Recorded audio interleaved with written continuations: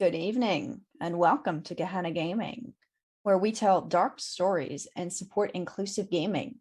Tonight, we're playing Bluebeard's Bride, a game of feminine horror from Magpie Games. Gehenna Gaming is sponsored by Die Hard Dice, Session Zero Clothing, and 1985 Games. Make sure to check links in the chat and use code Gehenna at checkout to save 10% on dice, TTRPG clothing, and wonderful gaming accessories from our friends at these companies. Bluebeard's Bride is a game of feminine horror. Much of that horror is in exploring uncomfortable topics and events that society and gaming frequently ignore or are not comfortable discussing. When we say feminine horror, it is because the fears and abuses portrayed are often directly related to women and the horrors that many experience simply from living. There will be gaslighting, body horror, abuse, tense situations, murder, and maternal horror. This content may include explicit descriptions. The players, and I have gone over lines and veils already, they know they're in for a ride, but I do intend it to be a safe and cathartic one. If this does not sound like a game you're interested in watching or realize as we play that you need to step away, thank you for stopping in.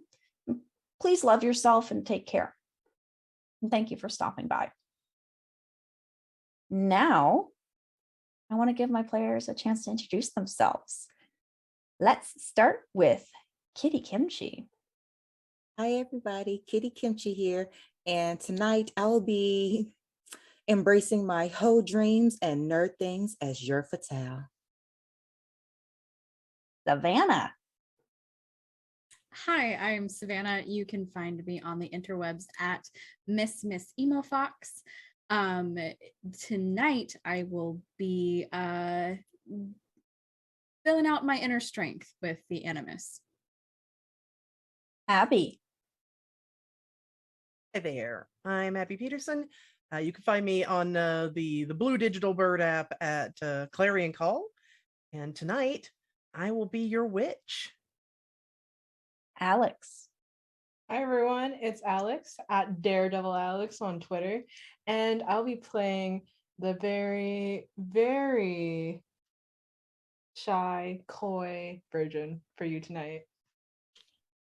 And I am Rosie, regular size mom, your groundskeeper and curator of the horrors of Bluebeard's Mansion. And we're going to start our game now with a twist on the traditional folktale of Bluebeard. You are Angela. You have heard this story before. Once upon a time, there was a very lovely girl. One day, a gentleman came into town, a nobleman looking for a wife. He was older and with a beard that was an unnatural and enrapturing shade of blue. There were rumors that he had had wives before, but no one knew what had happened to them. But this mysterious, generous man saw the girl, saw her beauty, and he won her with magnificent gifts and promises that her family would prosper. She married the man with the blue beard, and she went to live with him in his large grand house. You have heard of something similar happening in your village. Your father has spoken of his first love, marrying a man with a blue beard, then fleeing from him, stealing from the man and casting shadows on his good name, slander and horrific lies. The bride's family's farm failed, cursed by fate for her shame, until her younger sister wed the generous man. Then her family's fortunes improved. Tonight, you are playing Angela. You have caught the eye of a rich man with a beard of an enrapturing and unnatural shade of blue. You remember the stories that your father told you, but your paramour could not be the same man who wed your father's first love. My players, you are all playing different parts of Angela, all in the same physical body. You represent different aspects of her mind in this game called Sisters. And you'll be exploring Bluebeard's house in search of tokens that will indicate to you whether Bluebeard really loves you and is just misunderstood, or if in fact is a serial killer. and those stories were true. Now we're going to do our wedding prep, but I remind you that from here on, you are not Angela. You are the bride, and should you refer to yourself as Angela, you will accrue trauma. Now then, let's prepare to marry Bluebeard. I need to open that section of my notes.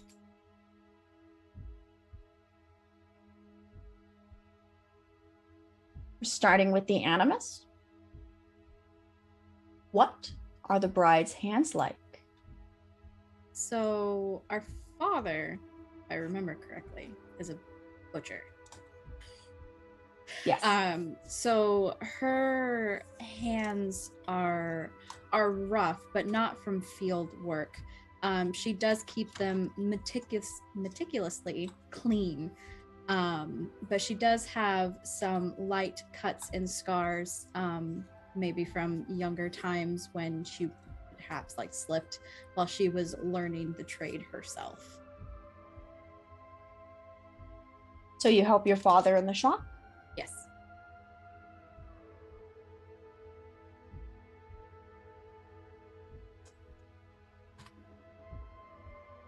How old is your father now? Roughly.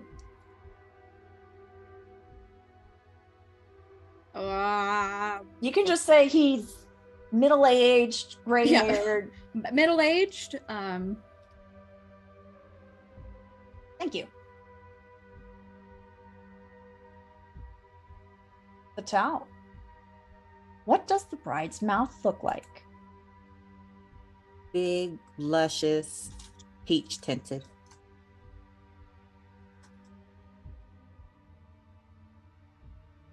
I have no further questions on that. Virgin, what do the bride's eyes look like?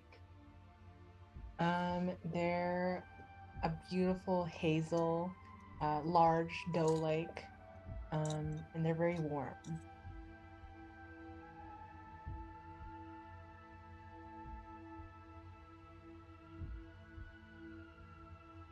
Witch, what is the bride's hair like?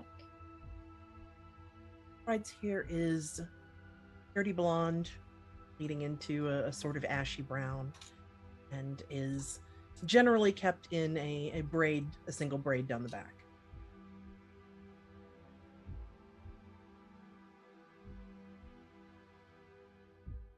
Sorry, my gremlin brought home a cold.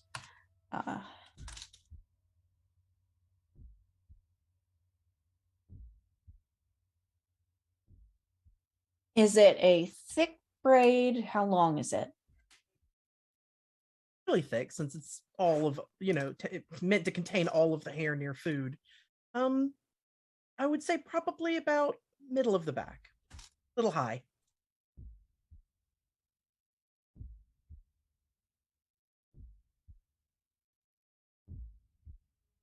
Animus, what weakness do you give away when others hold your hand?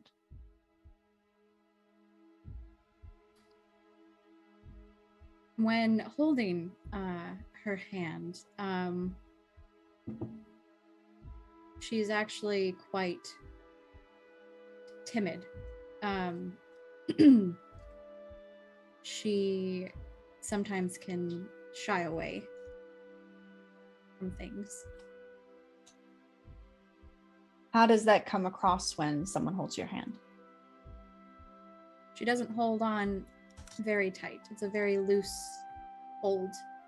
And sometimes they can kind of feel her, like, kind of, is tittering the right word that I'm looking for? But like kind of just like not compulsions, but like moving of the fingers, and not quite wanting to hold on. Tentative. I know what you're describing. Fluttering fingers, maybe. Yeah. But I can't think of the right word. I'm listening. Neither could I. But I understand what you're describing. But how do others keep her quiet? As punishment, my parents would hit on the hands to avoid scarring everywhere else.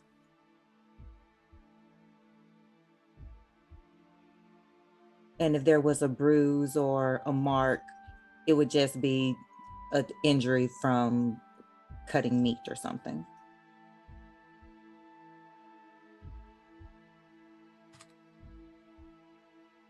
So, something that you would see and remember, but that could be explained away.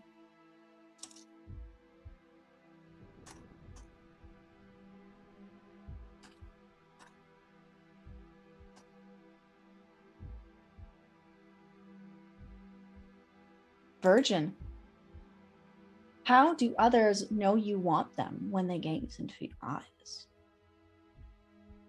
Well, we stare back and don't lose eye contact, and we treat their eyes as if it was like an ocean. We're continuously exploring, trying to draw them in closer, by simply giving them all of our attention in our eyes and intensely staring, almost to a smolder.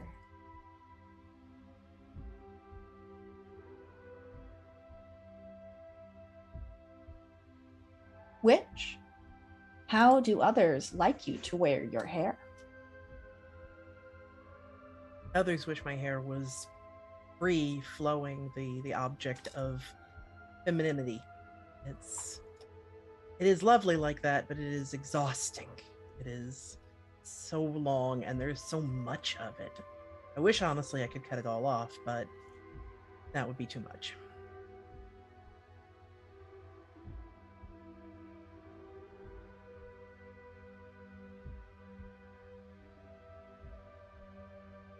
Animus, what tales have you heard about Bluebeard's wives?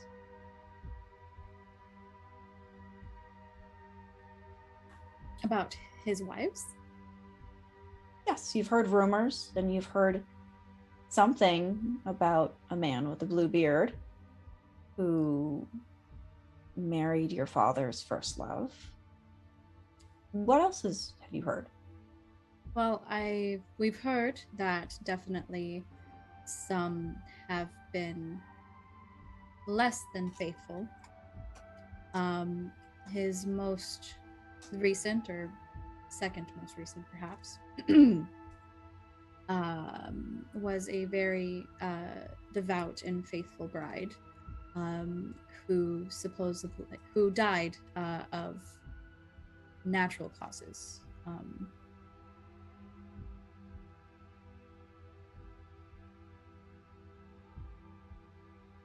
Tom, what tales have you heard about Bluebeard's wives?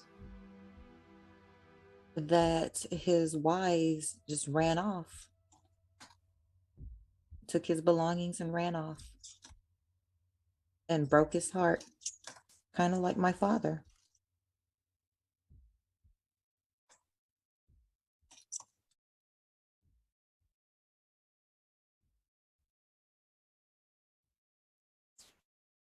Virgin, what tales have you heard about Bluebeard's wives?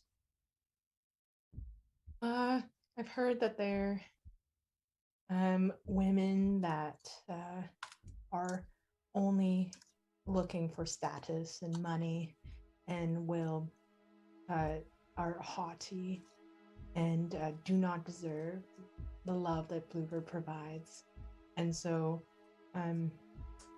he, they are constantly on the run when Bluebeard reveals their dishonesty and betrayal.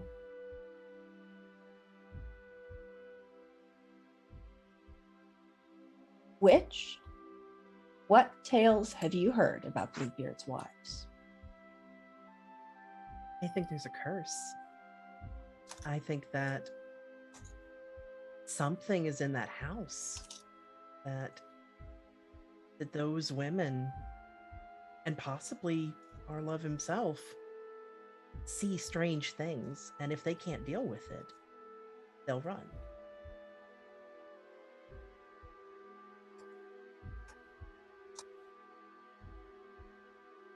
I love that.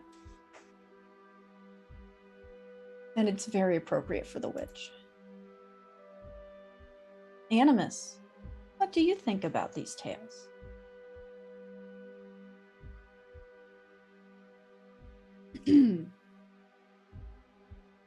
The Animus believes and thinks that much like Witch, that those that have fled were obviously not capable of handling maybe the new stresses of this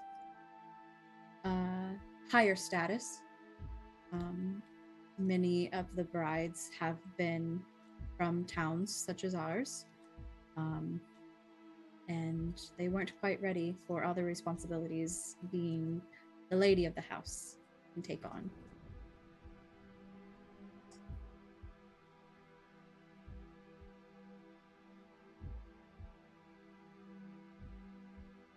Patel, what do you think about these things you've heard? I feel as if these women are heartless, and if they really knew how to please a man, he wouldn't need to continuously search for brides.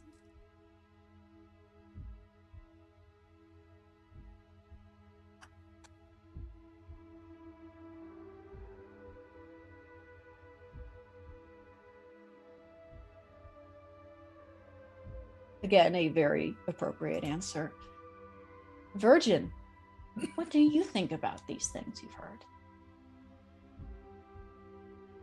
Well, hard to say. I mean, my father has always warned us that to stay away from individuals that would seek only our beauty. Bluebeard sounds like quite the womanizer, and I'm a little scared of that. But he probably has the means, such as his riches and his allure, that I find a little fascinating. I can't put a finger on it as to why these women are so drawn to Bluebeard, but then are then just giving it back.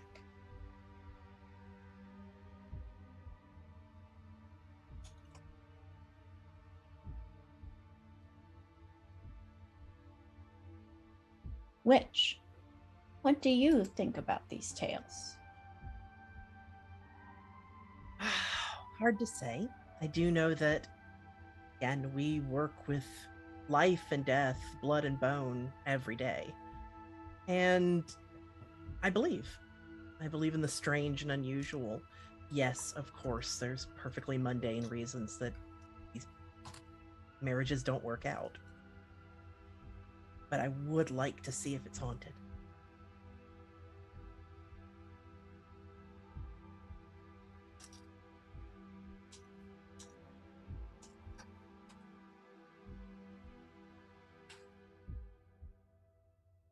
Animus, what are you leaving behind from your provincial life to become Bluebeard's bride?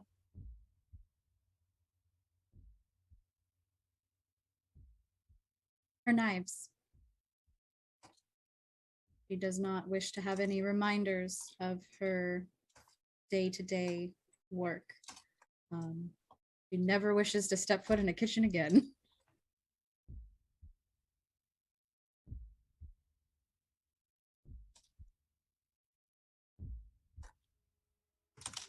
Note, send to kitchen. Fair.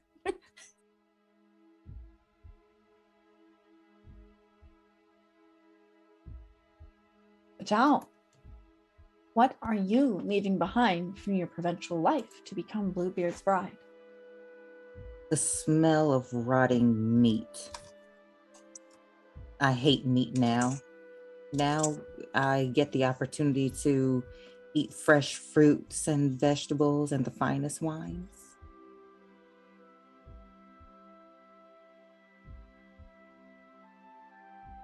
And bread.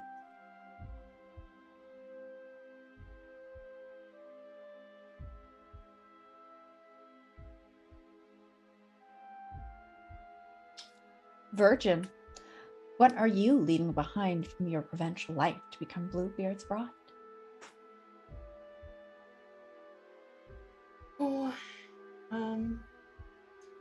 well, we father and mother don't know this, but we keep a pet lamb right nearby on our best friend's farm, and Billy is with us, and he's just a very small lamb. He's about 6 months old, a little bit of fur on the chin, and is all snow white, and his horns even aren't protruding any, yet, because he's still a lamb. And when we're sad or we're upset or emotional, I'll just lay down on the grass, and he'll put his head right on my lap, and he'll nuzzle right in onto our bodies. He's just so sweet and really nice, and I really wish that we could take him with.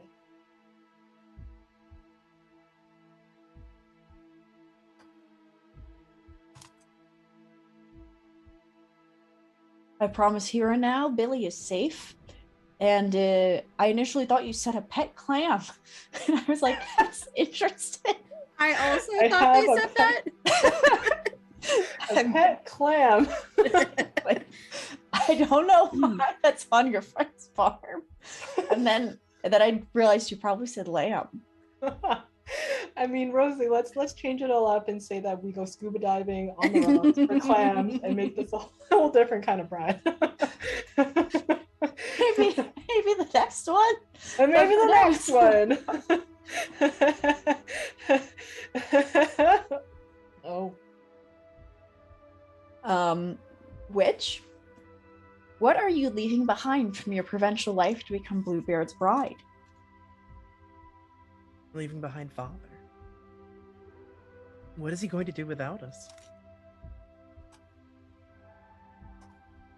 Do you have no siblings?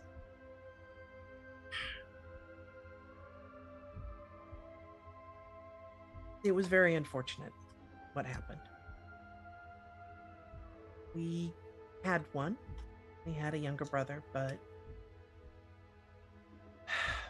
we don't talk about them. Not anymore. I'm sure it'll be fine. They're still young enough to have, more kids, but at the moment, no. We'll leave the house a bit quieter.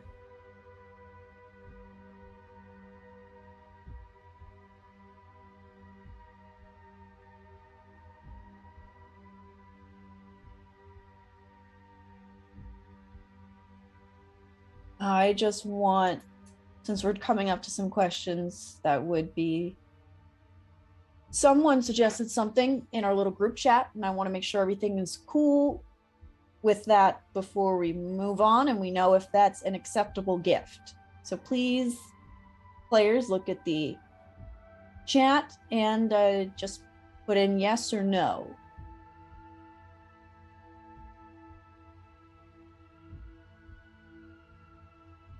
Oh, okay, cool. We're not doing that then? I'm glad I checked. Billy is safe. Animus, when you first met, what loving gesture did Bluebeard make that won you over? He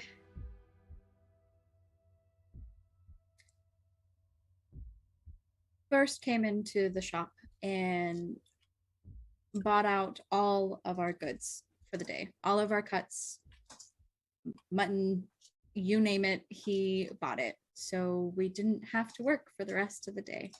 We just got to be ourselves for a time to experience what life might be when we don't have the minutia of the day-to-day.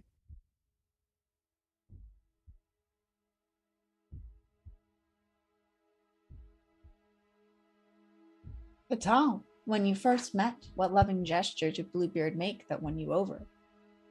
We spent a night of pure ecstasy underneath the stars, but he didn't even take my clothes off.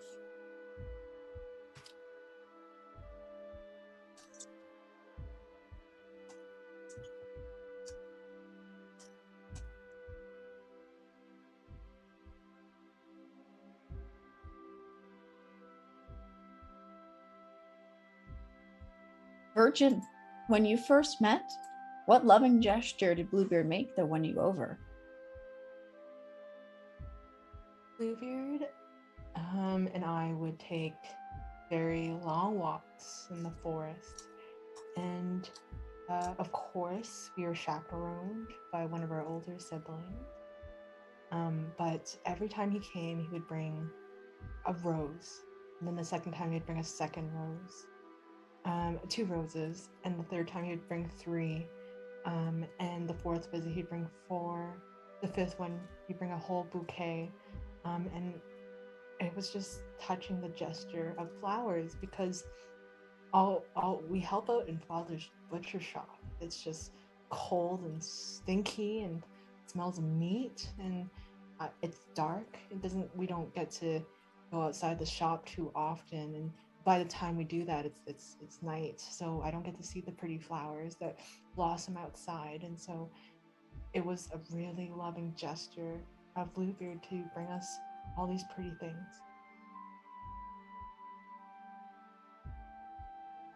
Which?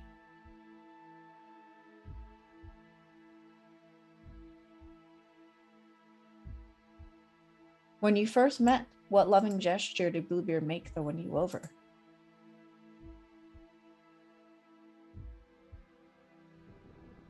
It was the simplest question, one that almost no one had ever asked me. He asked, was there a book I liked? And when I said that I didn't do much regular reading, that I just helped with the writing down of things in the shop, he loaned me one. It was interesting. It was a pirate adventure story.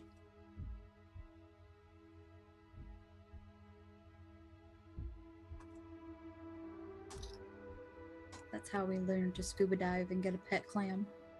All right. Indeed, the book says scuba diving 101.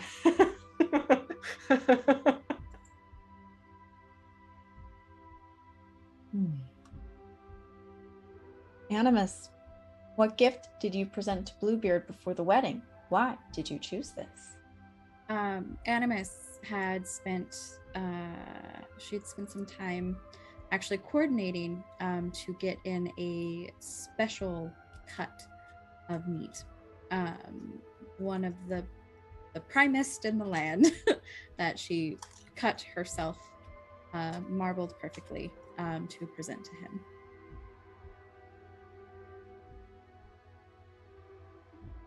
Was it cooked or raw? Raw.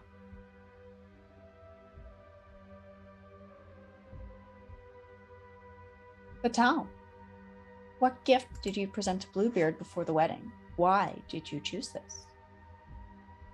My father's first knife. And I gave it to him because it was the start of his business. It was a new beginning.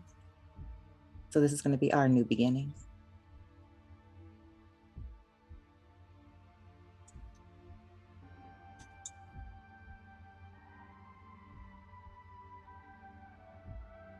Virgin, what gift did you present to Bluebeard before the wedding?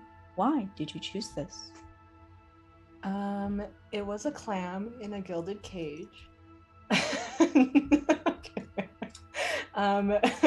It was a beautiful bird, a rather exotic bird that had the sweetest singing voice. I in a beautiful open gilded golden bird cage.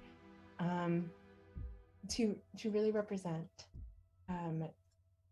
just the care and the growth we'll have, because this will be our first pet together. This will be our first trial run before we can think of children or other life, and so we can begin with this life.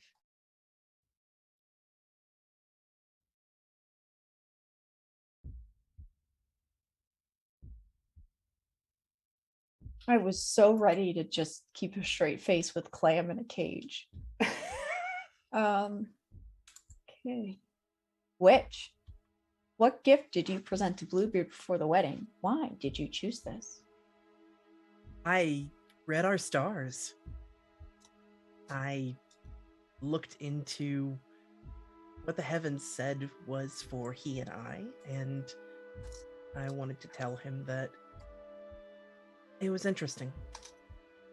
I did this because I wanted to see for myself, and because I wanted to see what the senses around us, the powers beyond, had to say about my new husband.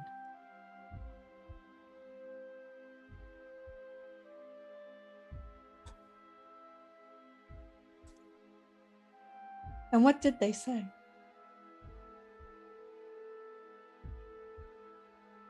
They said that we need to be careful.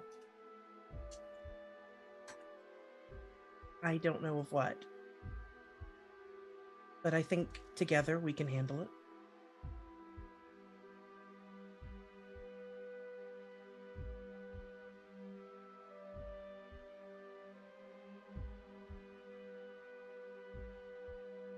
Animus, do you trust your generous husband, Bluebeard, or do you hold unkind suspicions?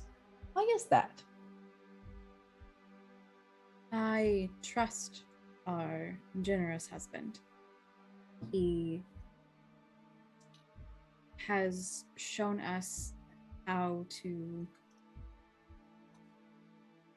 let go, in a sense, and shown us a new way of life that seems so much sweeter.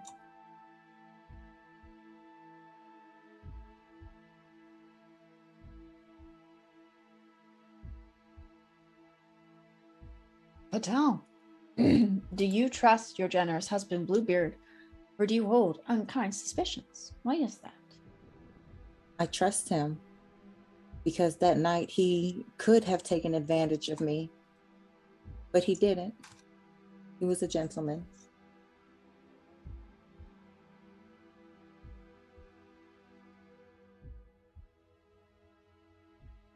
Virgin, do you trust your generous husband, Bluebeard, or do you hold unkind suspicions? Why is that? I fully trust our husband. He's very attractive.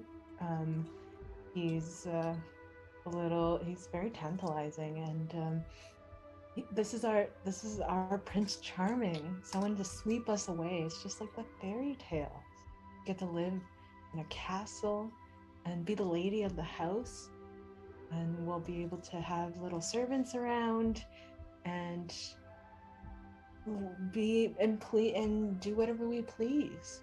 We're getting away from the meat and the horrors of just cutting. We don't need to do any of that. Ladies of the houses and fairy tales don't cut meat.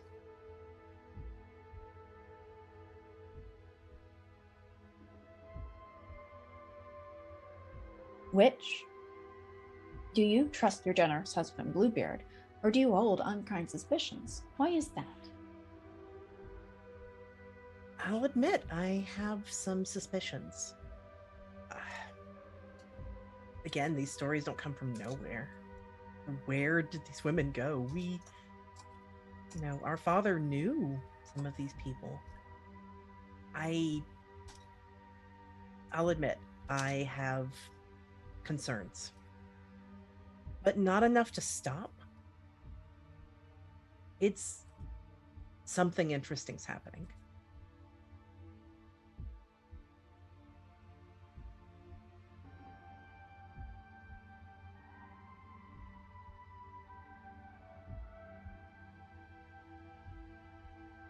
Next, we will do our sisterly bonds, the questions that are about the relations between our sisters. Animus, you hold yourself apart from your sisters, but Blank is the only one who soothes you. Explain a time they calmed your rage.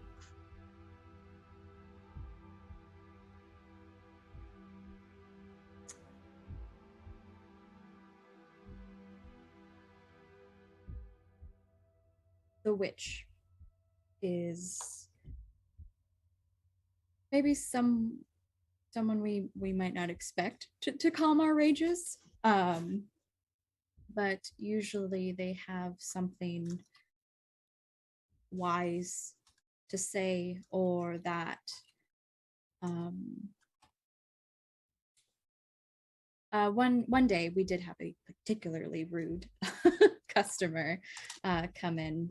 He didn't think I knew we didn't know how to cut a certain spread of meat, which is very untrue. I've been cutting meat since we could hold a knife. And the witch was there to calm us, saying that, well, one, they weren't worth our rage in the first place. Though, having a knife fly by their head probably would have been entertaining. But she explained that that person had other things coming their way that brings on like, and that they would soon have their own bad day to come. I like that. You are envious of Blank. Explain why you can never compare to them.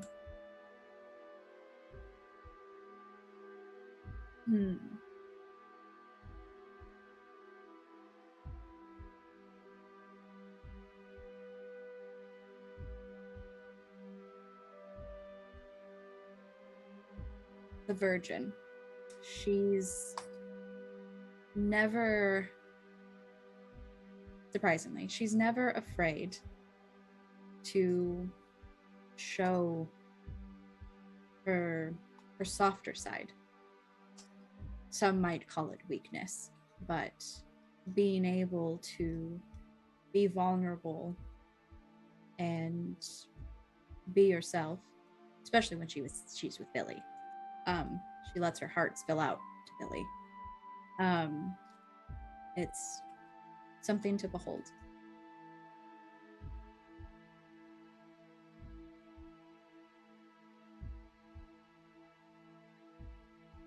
Patel.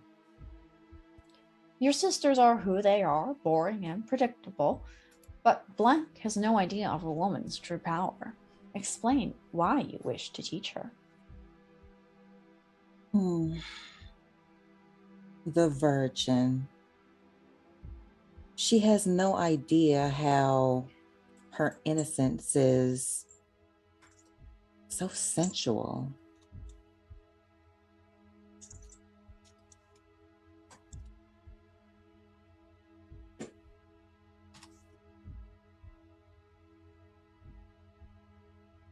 You try to draw in Blank with your seductive aura. Explain how you hide your insecurities from her. The Animus. She, unlike me, she realizes that you don't have to rely on vanity to show your true power. And to hide my insecurities, I just kind of pick at her.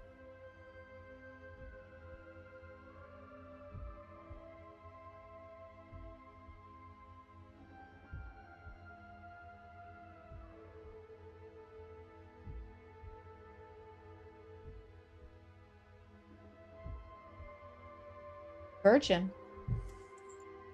You trust your sisters for the most part, but Blank blackens your innocence with her every word.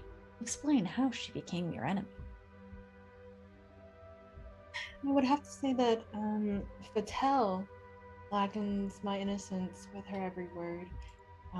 There was an instance where our whole hamlet is really close to the sea, and there are cliffs with many sea creatures that are crustaceous that are attached to them. And one time the Fatale had said that we could have fun. Let's go to the cliffs. It'll be fun. And then she showed me these ugly barnacles that looked like they had long, hideous appendages coming out, and started to wave them in my face and do nasty things to them. And I will never I don't trust Fatale. Every time I think we're gonna be picking wildflowers, she'll push us into a trunk and look into the hole, and we'll get ants in her hair. Or we'll go to the ocean and she'll almost try to walk along the edges. There's too much risk she's willing to take.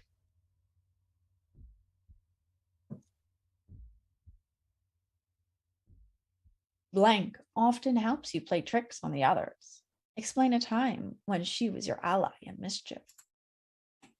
I don't like to cause trouble, but there's often a lot of girls that do pick on us, and Animus actually often helps play tricks on them. I tell Animus, just leave it. It's better just to turn the other way. They're not gonna do anything to us if we just keep our mouths closed. But Animus had other ideas. In fact, Animus, I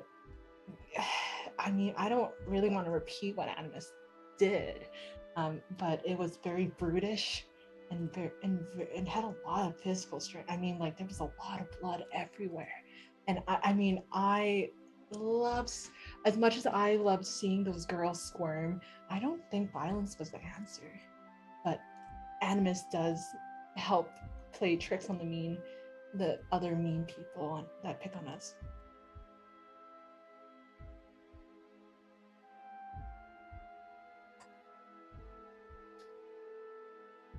Did they heal well? The bruises and the cuts. Yes. Oh no, Animus likes to put salt the wounds. She throws salt on their wounds. Who does that? But Animus certainly believes that they're really gone. She doesn't just let them, walk away with just a bruise or a cut. She makes sure that she knows that they have a lesson.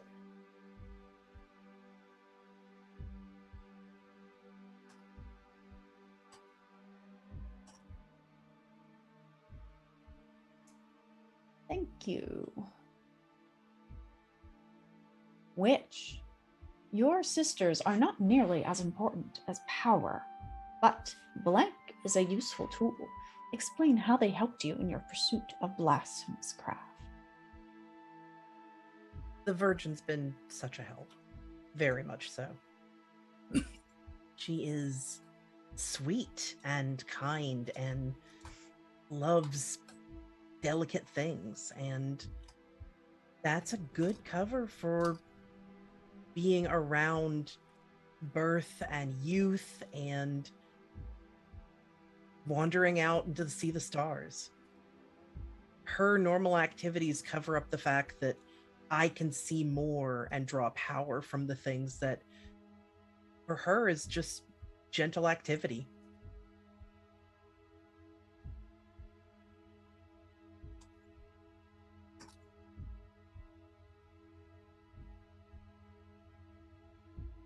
Blank draws an evil to her.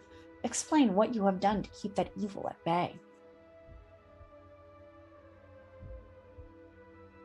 I have concerns about the Fatale. Mainly because in my,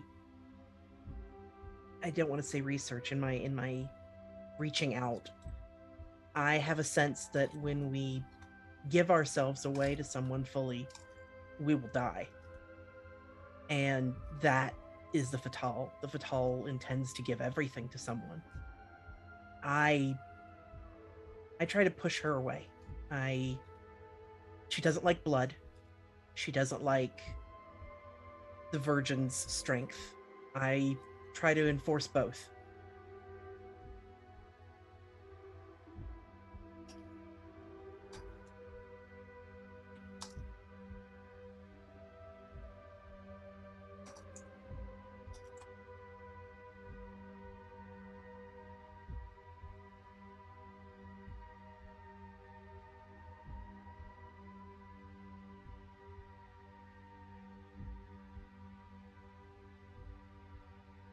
Please state what you mean by give yourselves away fully.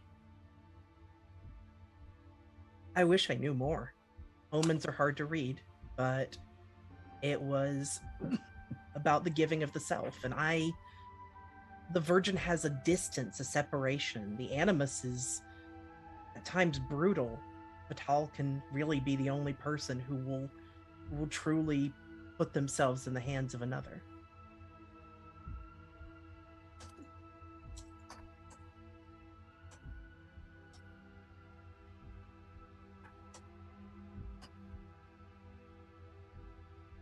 I very much enjoyed that. Now, please go in and assign your stats, your 0 and your -1.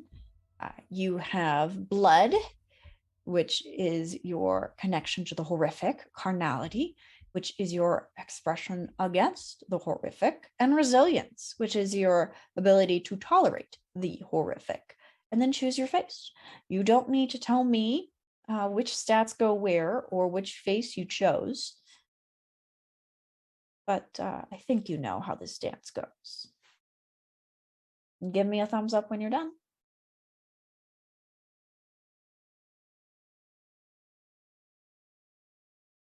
I'm still looking at faces.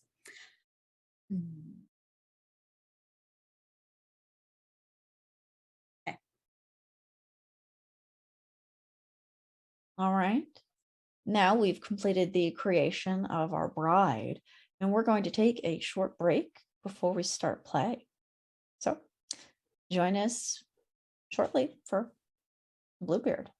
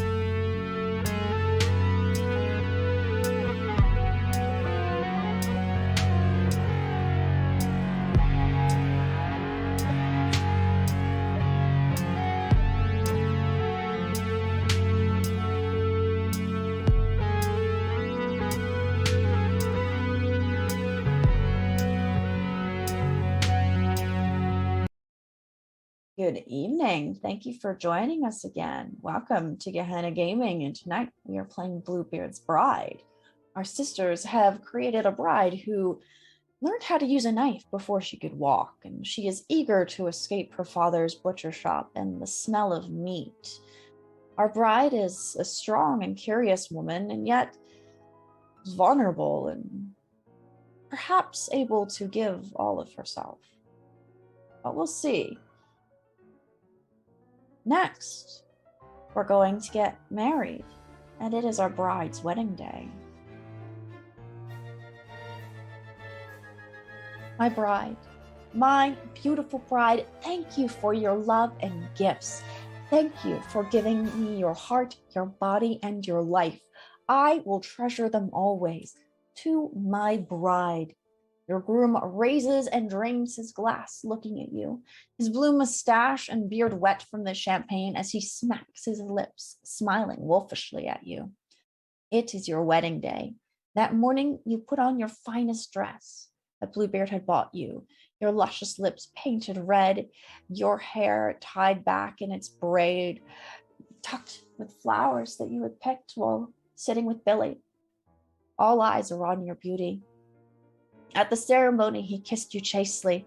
Now, at the reception, you sit alone at the high table, drinking champagne, while he talks to your guests, most of whom you do not know. But it all seems they're talking about you, and you are getting a lot of looks. The party is over, and he hands you into an elegant carriage. The gas lamps outside are lit because night is drawing near.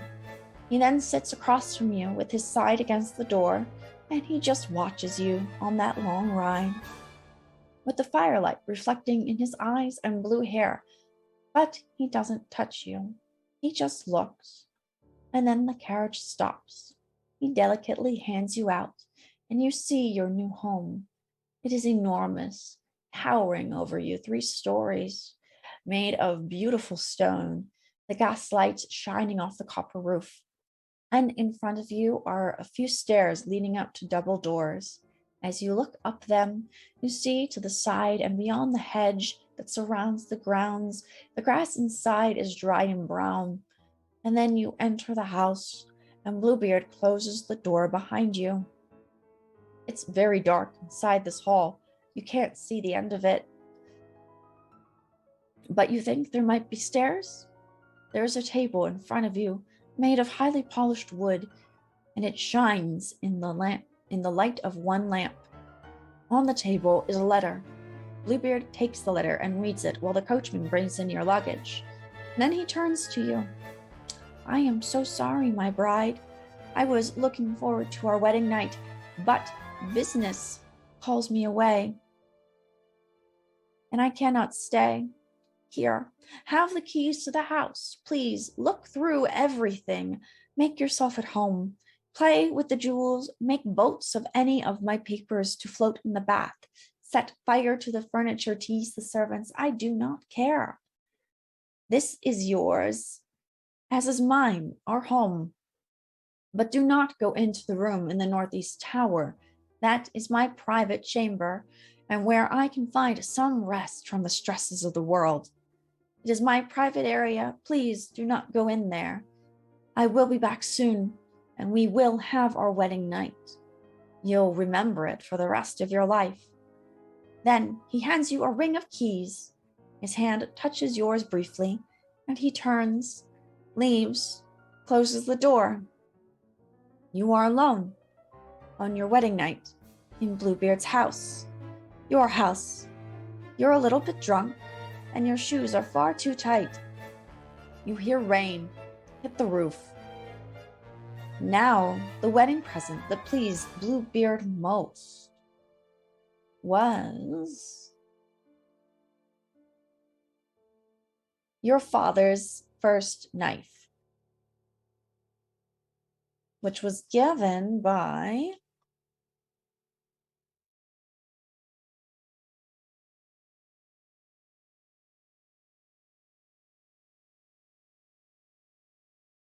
does someone remember who gave that? The Fatal, I The believe. Fatal. Fatal, you hold the ring of keys first.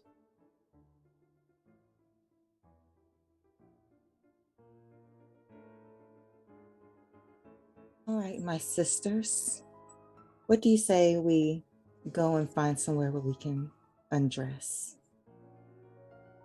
Yeah, it's our wedding night. Oh, isn't this a wonderful feeling? We father never let us have alcohol like this. It would probably be nice to change. This is a little bit restricting. I mean, Yeah, let's go. if you want, I just want to look around. So she goes and finds a room to go into.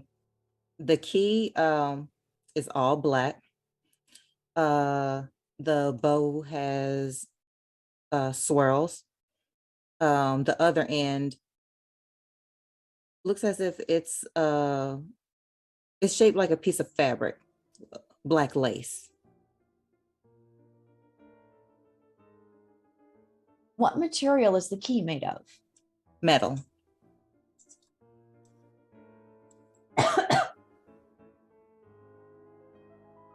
Do you think there's like a huge comfy bed that we could jump on and just like lie on?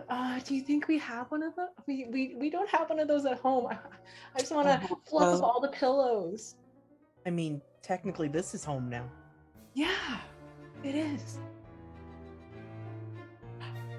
We can call in a servant and have like a pillow play with them. Like we can do anything in this house.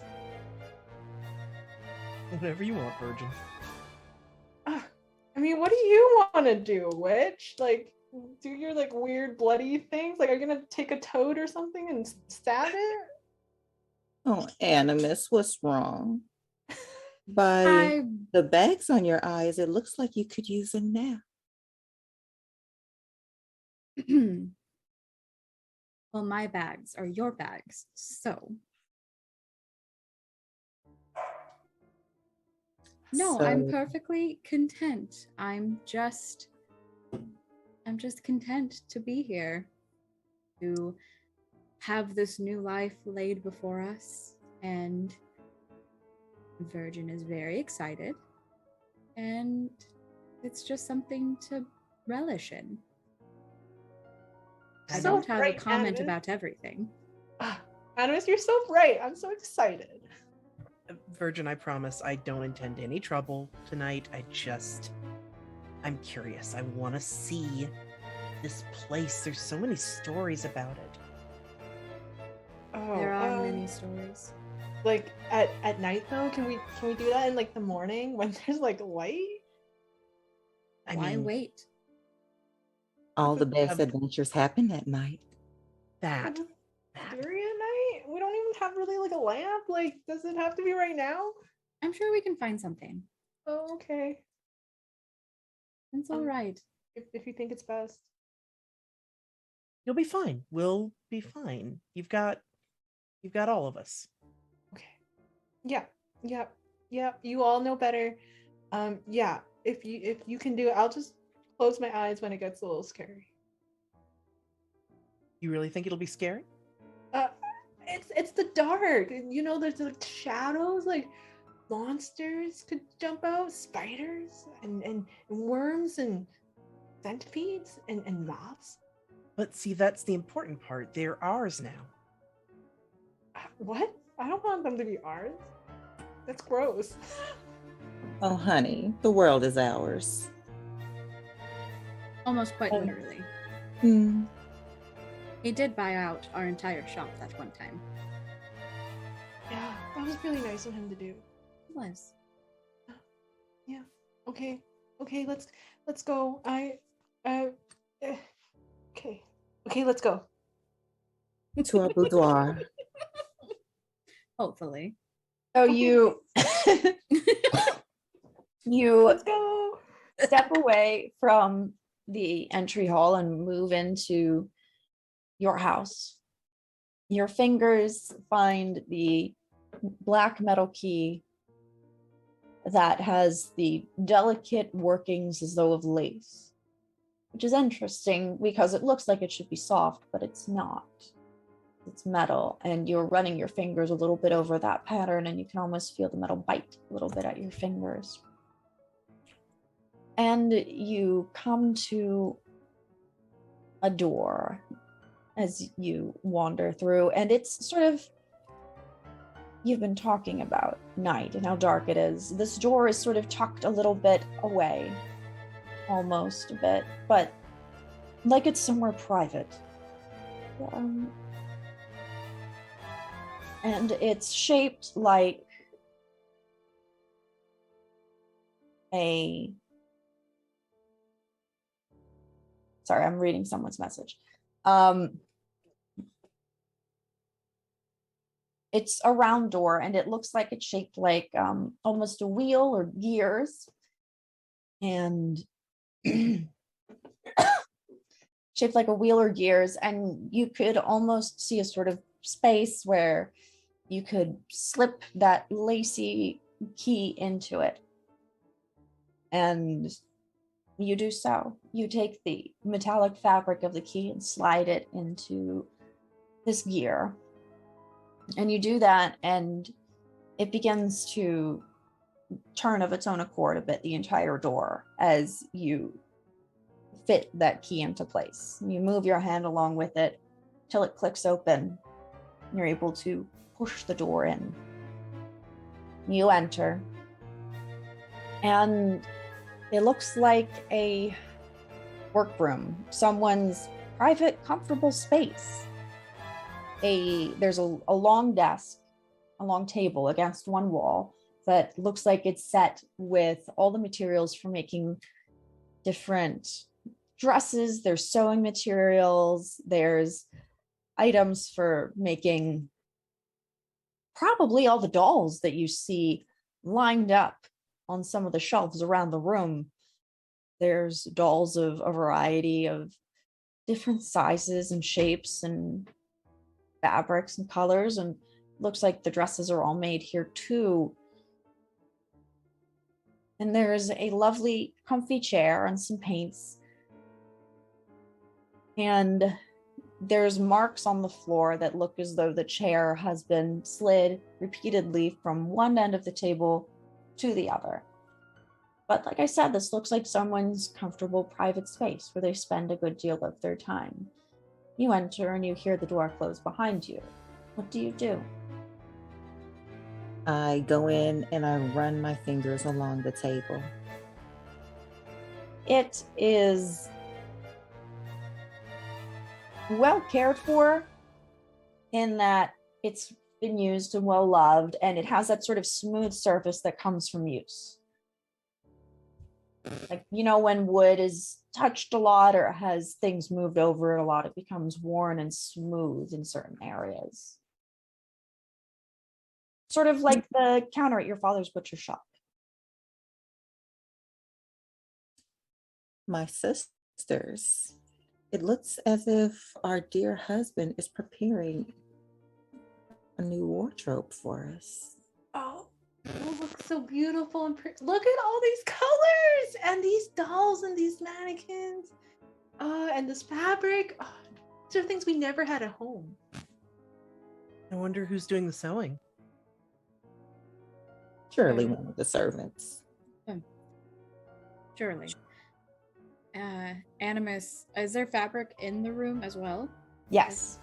Animus kind of like looks for the most luxurious one, perhaps a silk, and just like rubs her fingers into it.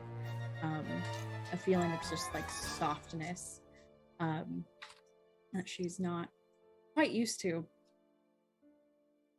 Animus, you picked a good one. I'm Yes. surprised. I don't always have bad taste. Actually, I actually have quite good taste. I always got the best cuts. I agree, Animus. You're right. Yeah, you always have the best cuts and everything. Bluebeard really loved it when you gave him that big chunk of cut. I would like to investigate the fabric. What about this item is odd or uncanny?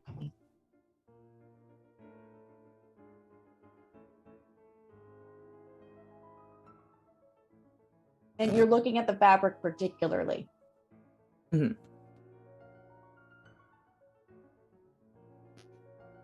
You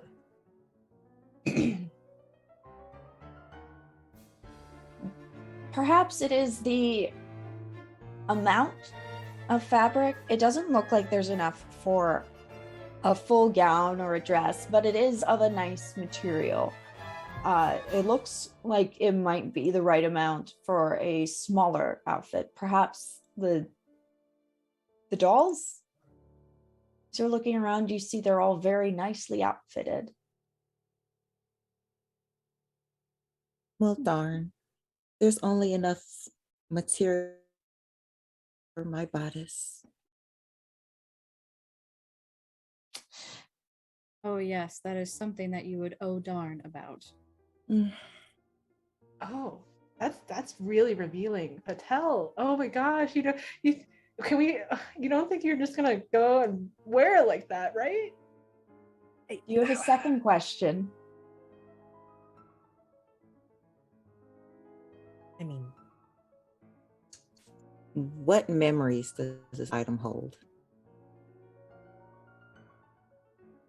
You're running your fingers over the fabric and sort of rubbing it against your face because it is very soft, much nicer than any of the fabrics you yourself ever wore back home.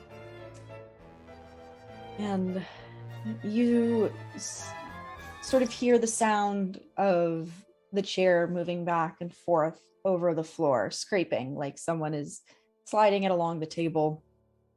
Your eyes follow the marks on the floor, and you see sitting against the wall a very large doll.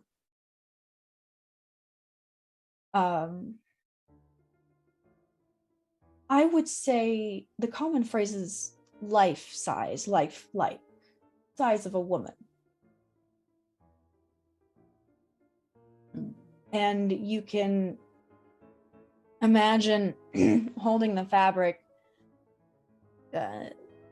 another woman's hands stitching, very carefully working that fabric and other fabrics, and you can hear the sound of the chair moving back and forth repeatedly as she works, and you hear critiques ringing in her ears about how her work is never quite perfect and how it will never be any better than she is. She's never going to be perfect either.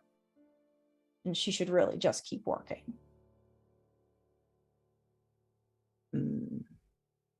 I would like to go up to the doll and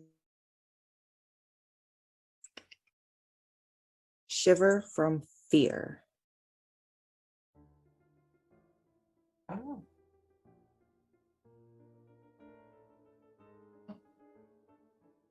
Name the thing you were most afraid will happen. That the material isn't really material.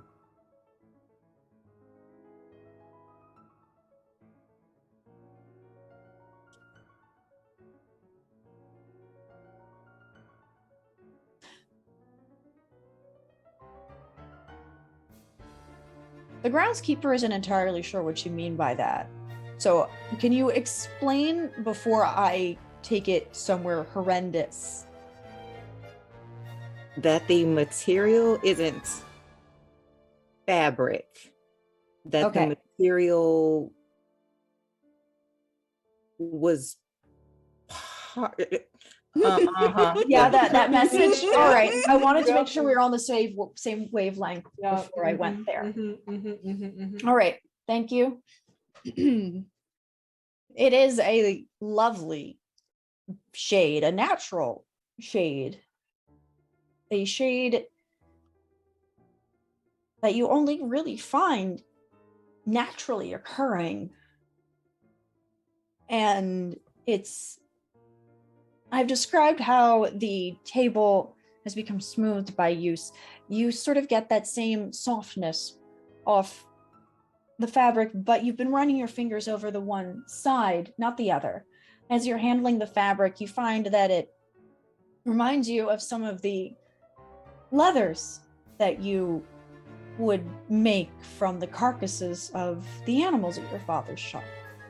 So it's not sort of fabric that you would use in dressmaking necessarily. It's some kind of very well made soft leather.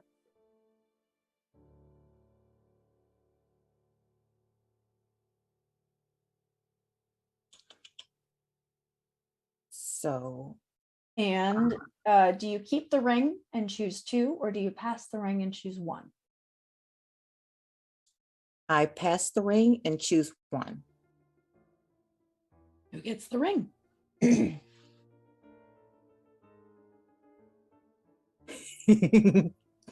I'm going to pass it to the virgin. Oh, okay. Thanks. I wasn't And- expecting that. Thanks. And choose 1. I'm going to take a trauma. Okay, please mark it on your sheet. Huh. Well, I mean, thanks, Patel. Maybe we can come talk to the doll, talk to her, the person, doll. Is that what it is? Is that your idea? Yeah. Let's. I mean, she seems really sad. She's just working all the time. You know, life isn't about working. It's about enjoying your life, and she doesn't feel perfect. And well, you know, sisters, we're perfect. I mean, you have to believe in yourself and your own definition of we just have to talk to her and tell her that everything's going to be okay. She doesn't need to work so hard. We should embrace her.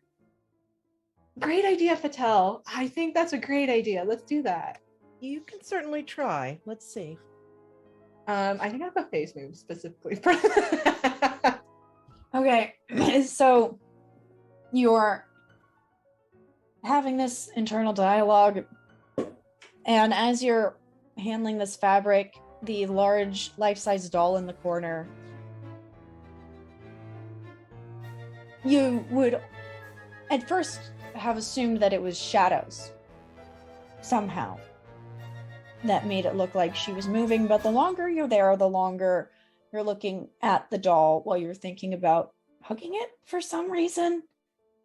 Oh yeah, it just needs a hug. Everyone needs a hug at the end of the day. Yeah.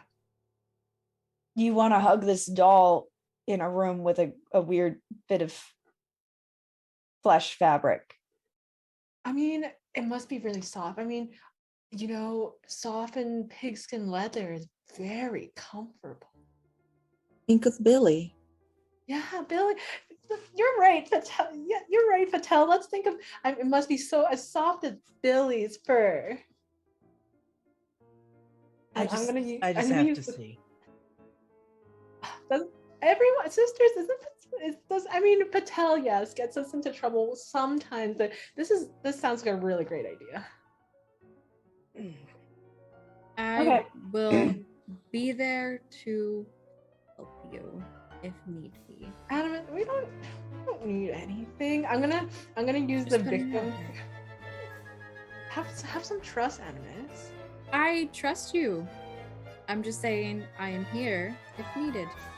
Thanks, Animus. I love that you're always there for me. Have I ever told you that? Have I ever told how much I appreciate you? Well, you are now. Okay, great. I'm gonna use the victim, when you caress a horror by inviting it to come closer, or rather, we're gonna come closer. I'm gonna mark a trauma to take a 10+ instead of rolling. Cool. So mark a trauma, and then that gives you a very palpable hit. The horror is swayed by your stroke and directs what was intended for you to another victim in the house.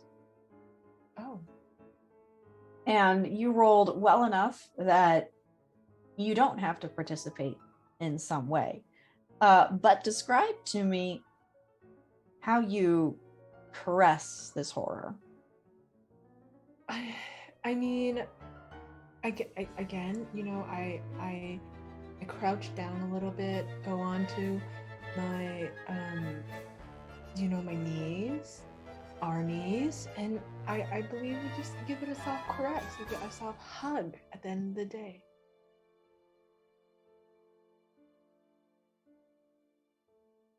You're close to it now, literally face to face. Your face is touching the porcelain mask over this doll, and you realize that there's a crack in the mask, and that it is in fact porcelain that looks to be fitted over decayed flesh of a woman.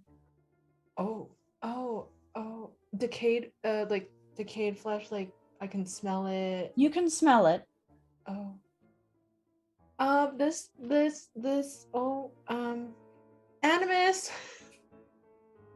Animus. Yes, dear. I'm smelling something that's similar to, remember in the shop where it's like there was rotting meat? Yes. Can you do something about it? And I'm gonna pass the ring to Animus. I last scene. I'm not coming here. We have not resolved caressing horror. Oh, sorry. I just wanted to get out of here. It's really scary. Ah. We need to resolve your decision. Oh, okay. Yeah. Sorry. I'll keep really. You keep going, girl. You go, girl. Yeah, keep going. Yeah. Don't mind me. It directs what was intended for you to another victim. And you're hugging it. You are expressing acceptance for what this is. And you feel it sort of shift as you're holding it. And ragdoll-like arms come up and embrace you back. Oh, okay. And it's almost comforting, except that, there's rotted flesh under a porcelain mask, and the arms are clearly made of fabric rather than arms. This seems to be something awful. And you're hugging it, and it's looking towards the door, and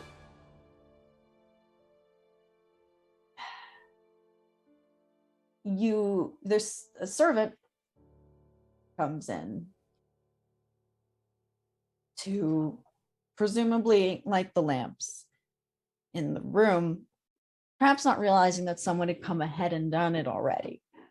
And they look around and they say, oh, ma'am, I wasn't expecting you to be in the toy maker's room. Oh, hi. Yes, we're in the toy maker's room. Who are you? Hi. I'm just in this like warm embrace right now. Thanks for coming. I'm just one of your housekeepers. And they're leaning over and looking at this doll. And the doll's face it was careful, like resting against yours, like when you're hugging someone and their face kind of rests against yours, so that smell was very much in your nose. It's turning its face away from you now and clearly looking at this servant, this maid housekeeper, and their face is horrified, whereas you embraced this bride, this woman. The servant is clearly horrified and takes a step back and looks as though they are going to run.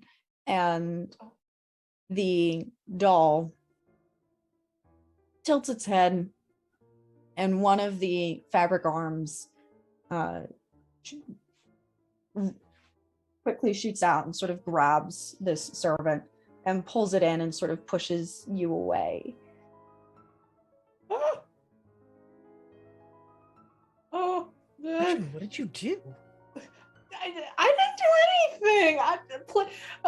Please be nice. Don't grab people like that. You should ask first. Always consent is really great. Please, nice. Oh no. Where are we? Like we got pushed away from like the You got side? pushed away. You're probably kind of against the wall of the room.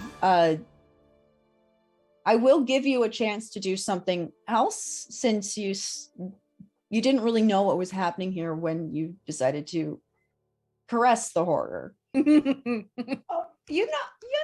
like hugging at the end of the day, everyone needs a little bit of a nice gesture. Yeah. Now that you're done holding close things you don't understand, what will you do now? It is forcing the housekeeper onto the work table. Is that normal? Is that what are you gonna be doing? Is that normal? The housekeeper is screaming. Oh, okay, that's not great. Which animus to tell? I didn't do anything. I don't know what to do. Help. I would like to use my move, my face move. Which is The mistress.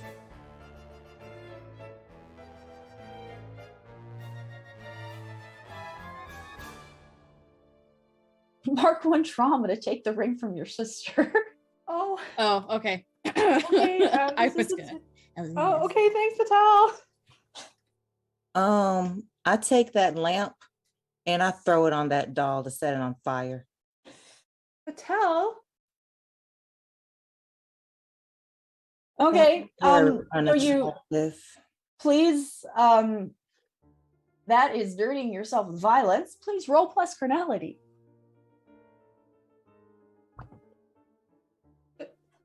Patel, why did you do that? Because that's just ugly. Also, when Fatal is done, I would like to say something.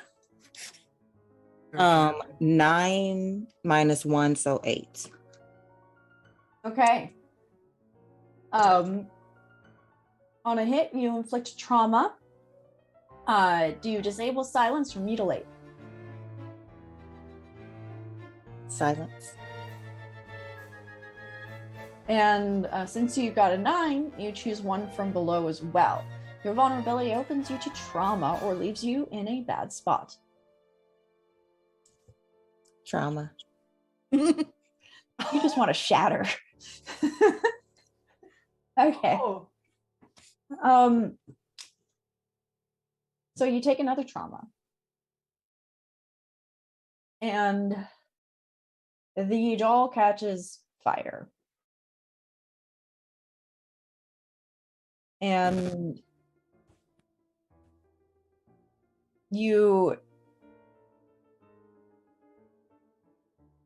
it's very bright in here now because there's fabric burning, but there's also the smell of meat cooking. And the servant is kicking the doll away from them as they sort of crab crawl off the table and run out the door screaming. Okay.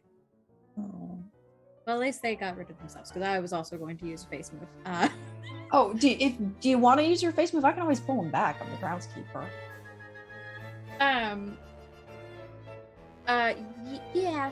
Before they scurry themselves out, I would like to use my face move, the rooster, to give them an order.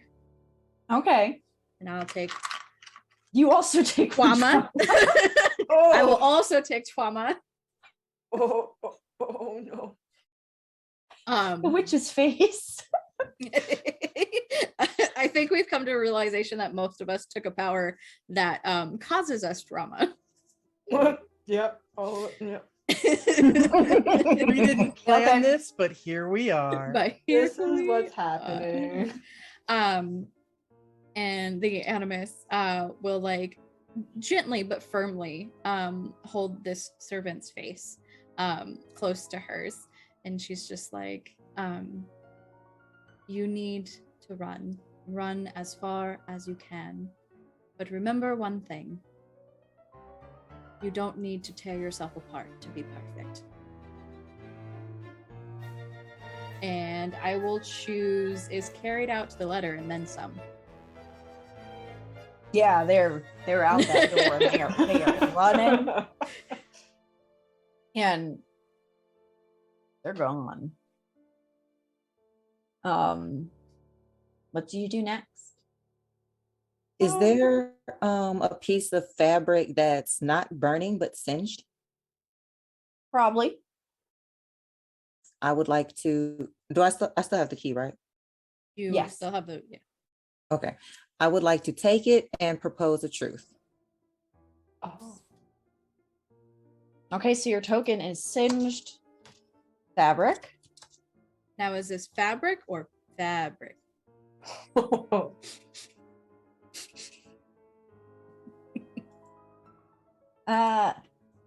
be determined. Fair And what enough. is your truth?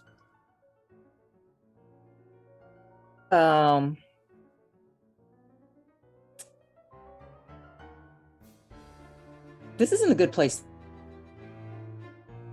We don't need to be here. This is ugly. And it's gonna get uglier.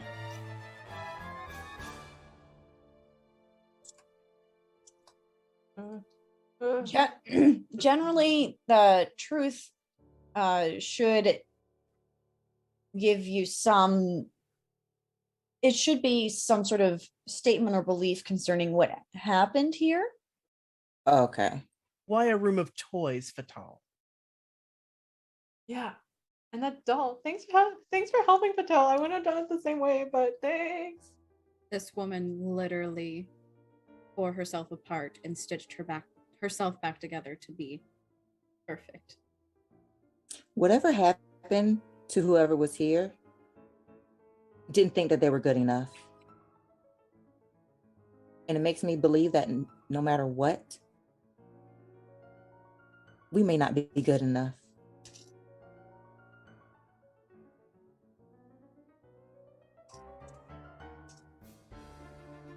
All right, that is your truth. And are you loyal or disloyal? Disloyal. It's okay, Virgil. I know it doesn't feel like it, but she needed to be at peace. And being trapped in that shell was not going to do it. And so you leave the toy maker's room. the bit of singed fabric in your hand and the smell in your nose. You close the door behind you and you don't have to look to imagine it turning back on the gear to lock again. Please pass the ring. And take the trauma from disloyal. Yes, all of you Ooh. take the trauma. So this definitely started off harder than our previous 2 sessions. So I want to do a quick vibe check. Everybody good? Cool. All right, rad. Sisters, Mhm. never have I let anyone make me feel as if I am less than and not shelter of you. Yep. I hand the key to the witch. That's a powerful lesson. That's a powerful lesson, Patel. I'm gonna learn from that. Thanks. Right? Before we go anywhere else, everybody okay? What just happened? I don't know, but I do think that it was as Fatal said. Somebody was here, whether that was a servant, a wife, someone even before our husband having this place, who broke themselves apart, and their trauma remains here.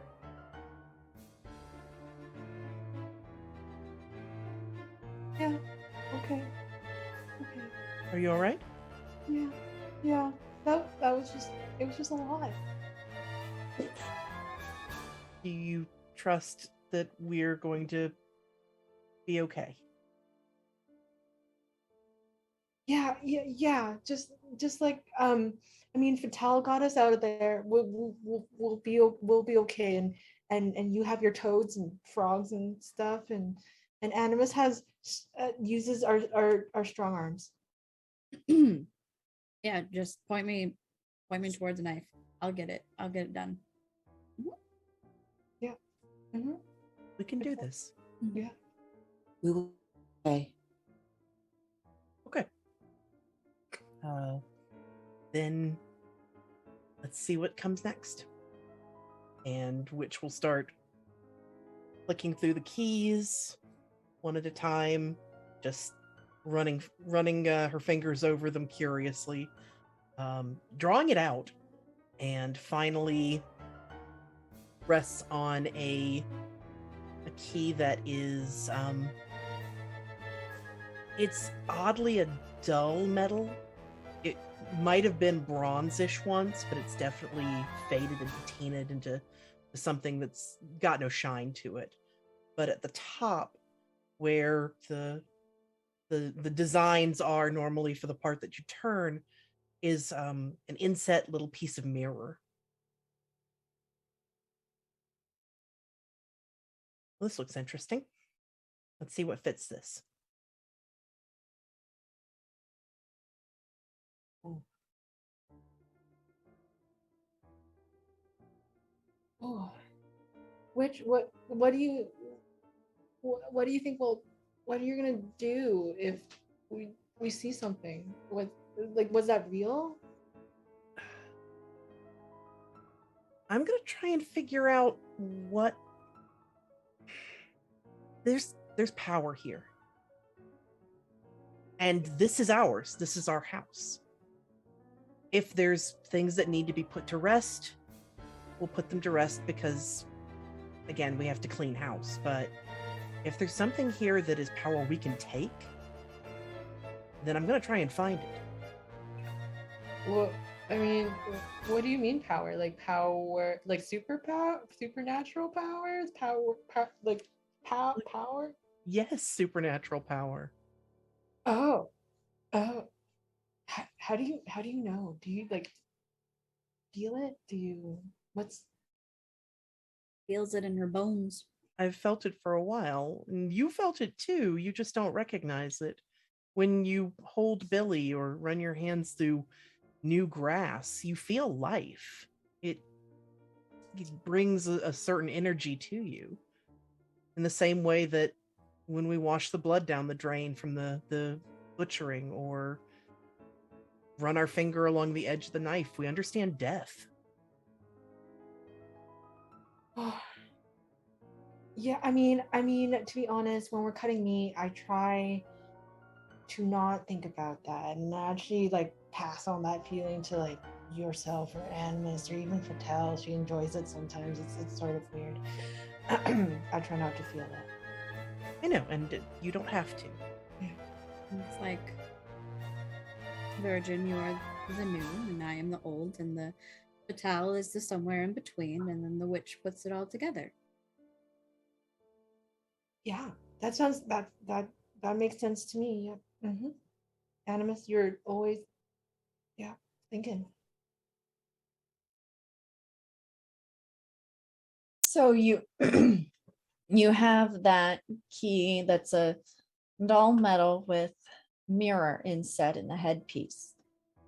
You're walking down the hall, looking into that mirror, and the light that bounces off that mirror, it catches your eye as it hits a mirror inset into a door in a similar pattern. The door is painted red with it looks like pieces of a mirror in a sort of collage that have been set into the wood of the door. It clearly belongs to this key. You slide the key into the red door and it opens. You enter and there is a rich red carpet, a red chair, and there are mirrors set in the corner of the room. So there's 4 mirrors, one in each corner. And there is a sort of dusty chandelier in the middle of the room. The red of the carpet is slightly darker than the red of the chair. The mirrors are reflecting light and also reflecting the image of that empty chair. And there's a sort of small table next to the chair that looks like it has sewing implements on it. And you can see sort of glints of light in the arms of the chair from where you're standing. Sewing again.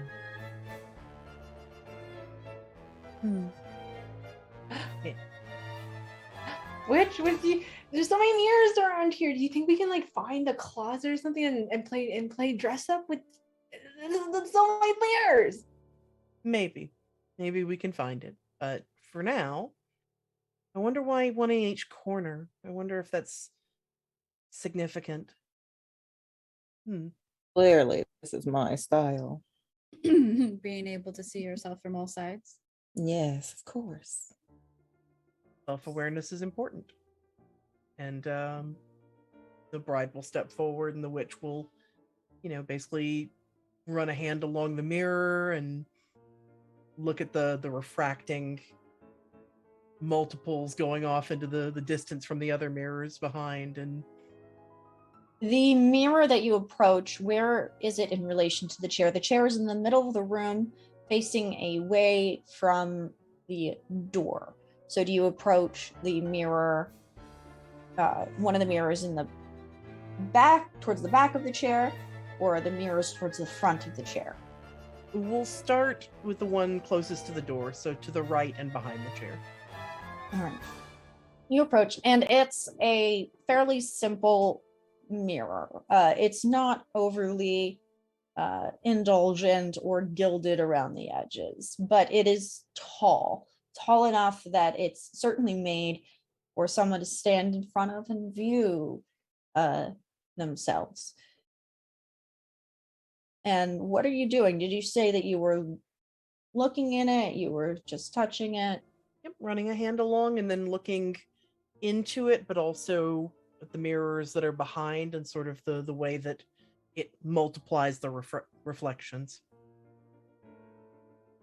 And you, being the witch, you might be less surprised than your sisters might be to see the image of another woman.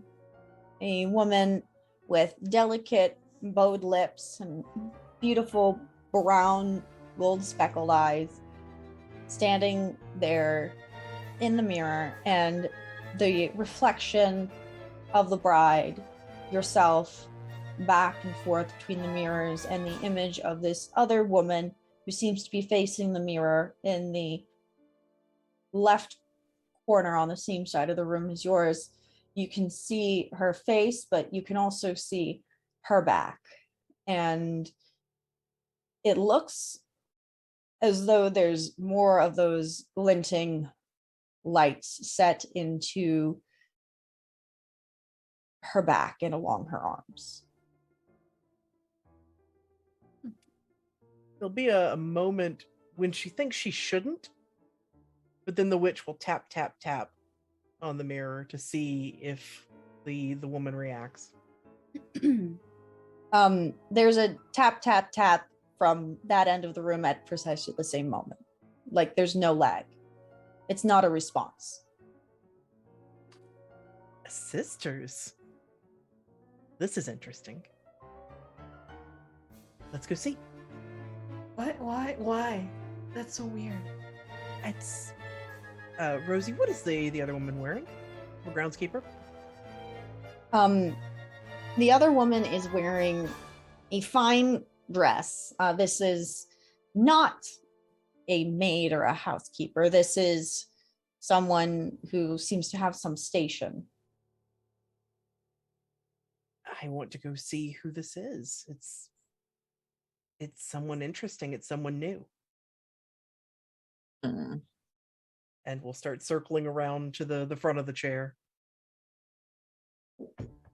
Is it, what is the glinting lights that we can see on the chair?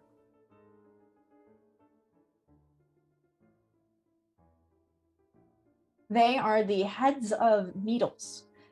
Like, you know how in a pincushion you'll sort of put the needles into a pincushion? They've been put into the arms of the chair. Oh, you poor thing. And at that point, I think we're going to I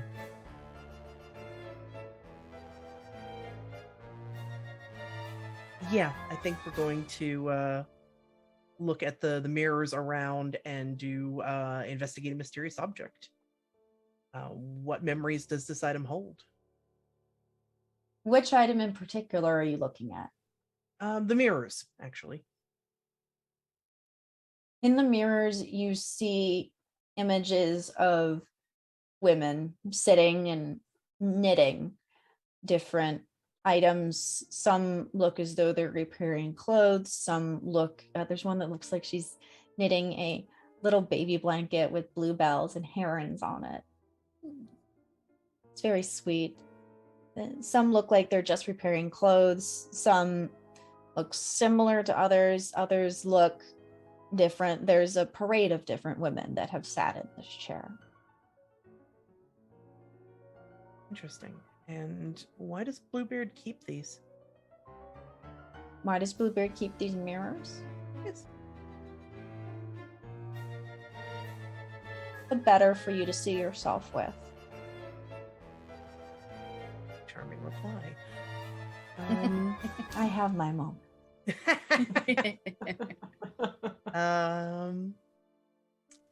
Sisters, I have been so rude leaving you out of this. Shall we?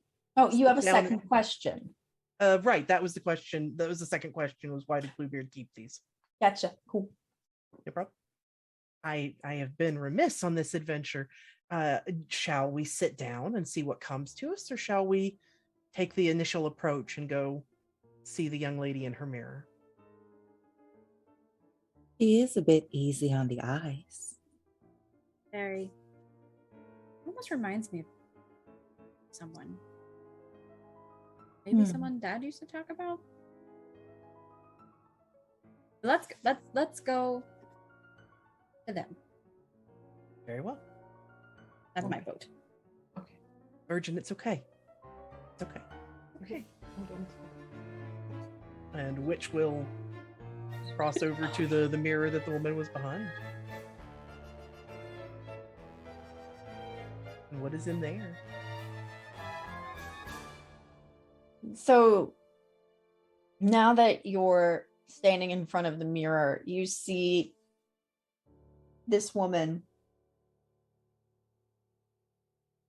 facing you from the inside of the mirror. And she has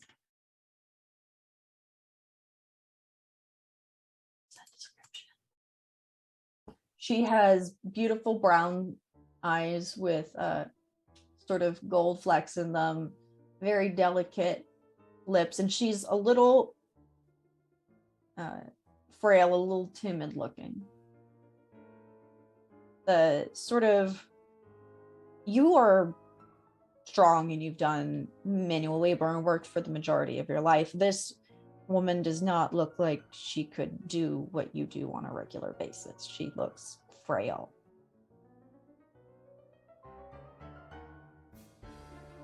Who are you? She says a name, but you can't hear it. It's almost as though it's a muffled sound. The glints that you mentioned. What is causing them on her arms? You look in the mirror and you see that there's more needles that have been pushed into her arms. I can't hear you, but I have an idea. And the witch will walk back to the chair with the pins in it. Sisters, you trust me? Yes. Yeah, it's okay, right? Yeah. Yeah. Patel, it's right. Patel, hold on. Hold Hey, on. Patel. And the witch is going to basically pull some of the pins from the cushion or from the arm of the chair and place them in the arm along the same spots and walk back over to the mirror. I would like to activate my face move. Which one I am did you pick? I am the medium. Oh.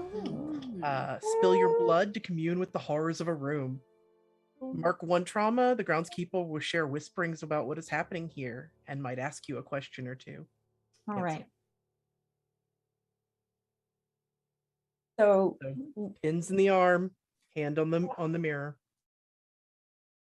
and you, as the little bits of blood start to sort of come out of your skin where the needle has pierced you. What? I asked. What? You Okay, keep going. It's You too late to hear- stop now. Okay. you hear like she reaches out and puts her hand on the mirror where like against yours and rests her forehead against the mirror, and you still can't quite hear her, but you can read her lips, and she says, duty pins us in place. Without our duties, we are too free floating, and we need structure. You are drifting if you don't let it pin you in place and remain loyal. And if you want to hear the name she whispers at the end, you will incur more trauma.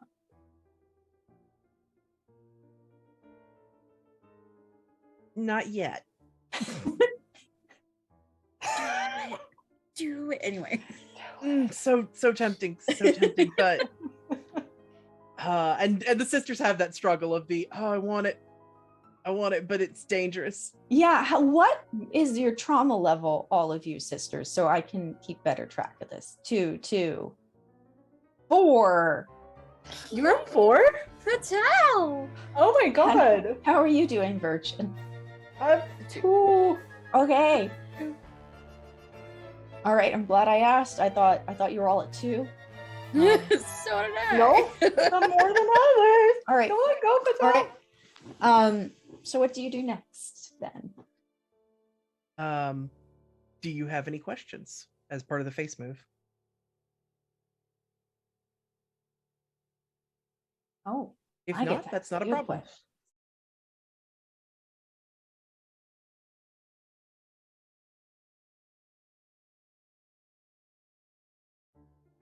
Why aren't you scared?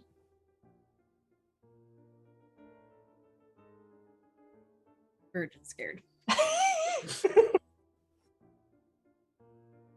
Because I've always known that something out here was better, more interesting, more dangerous than that town. And yes, we're in danger, and yes, it hurts, but I'm right. I'm right. And not only that, if we do this right, we could be stronger than anyone ever thought we could be. But mostly I want to know what's going on.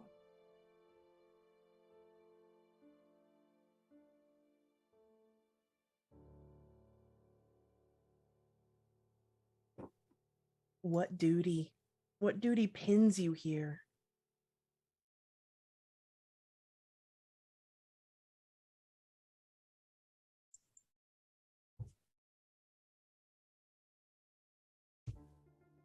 I am here because of the disloyalty of my older sister.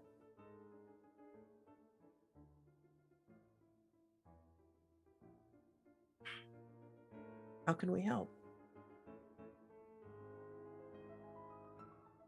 She looks sad and shakes her head and steps away back into the mirror. Taking stock. What does this room demand of the bride?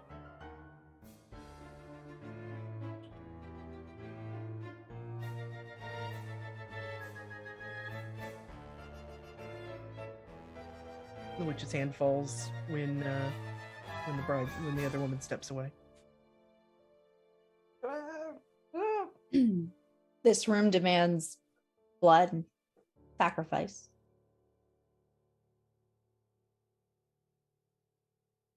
And one of those.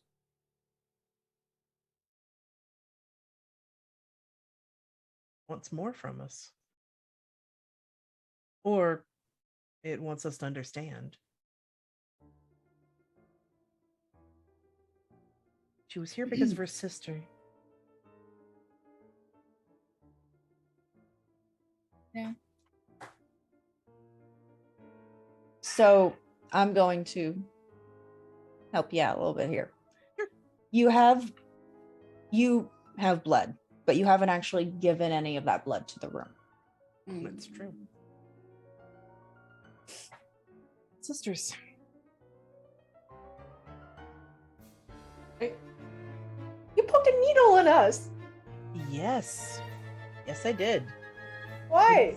It's It not is even tiny half. pain, and it got us much information in return. It's barely half the pain that we endure when we were butchering. This is not okay. Oh my god, that was no. You But said then I'll you let go. trusted me.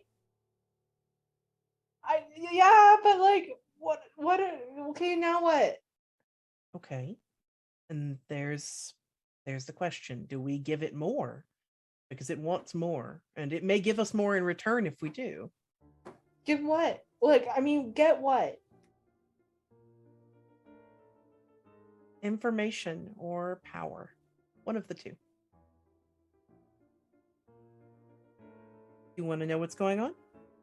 Yeah, but do we have to like? Are you saying that we have to give our blood, our blood, not their blood, like our blood?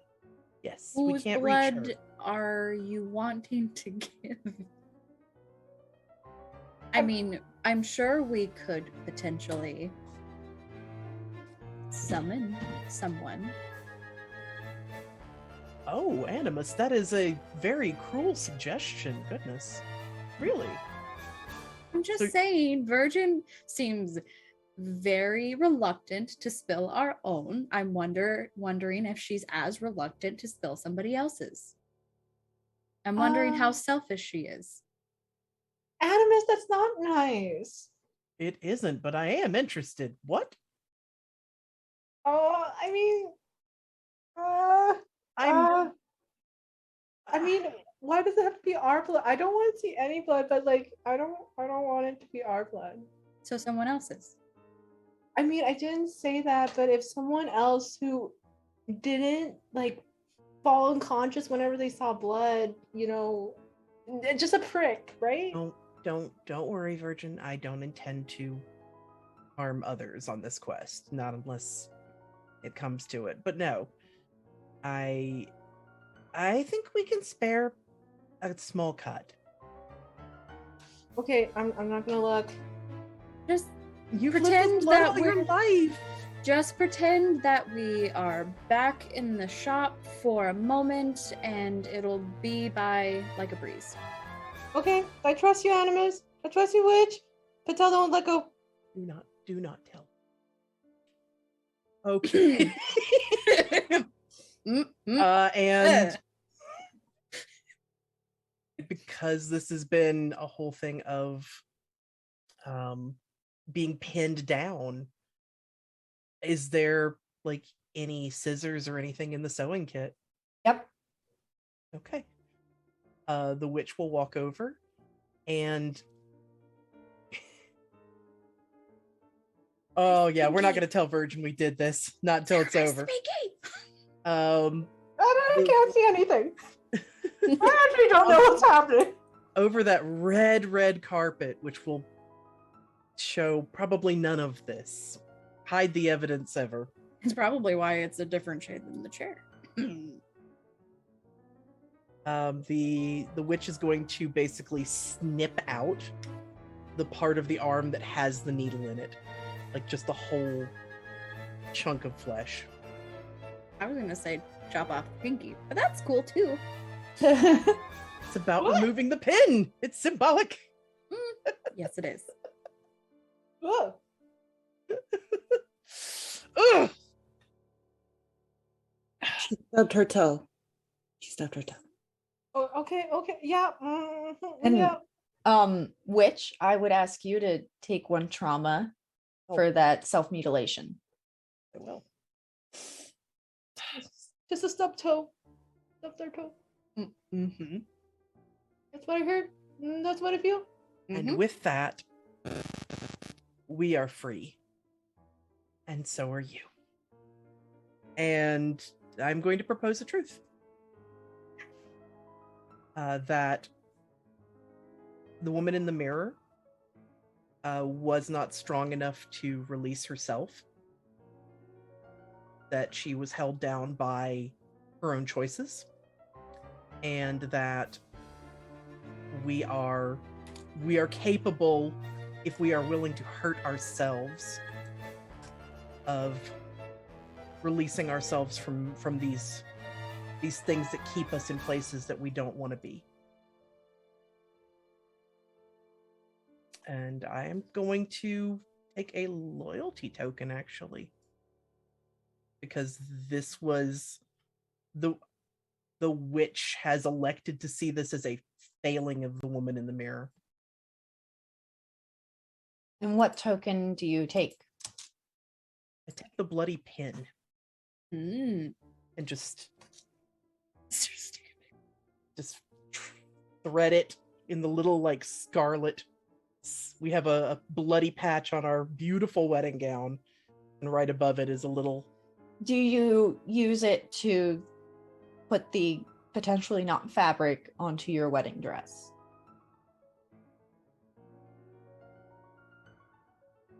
Oh, wow. We do have this perfectly nice piece of fabric. Fatal, I know that you're fond of it. Would you mind if I use this to patch up our wound? It's fine. Thank you. Oh, And we'll wrap the fabric tight over our wound and close it with the bloody pin.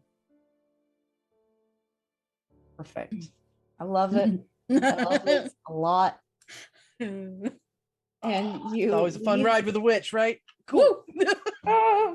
You leave the room. Hmm? Mhm. And you hear the door close behind you. Remind me, does loyalty heal a trauma? Yes. For all of us. Yes. Nice. Yeah, I was about to say, yank the Fatal back one step. Won't last long, but here we are. One little step.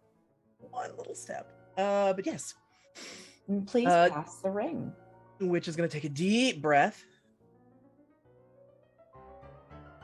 Thank you for indulging me. Thank you. And we'll pass the Ring of Keys over Head Fatal Animus. Animus will gladly take a set of rings.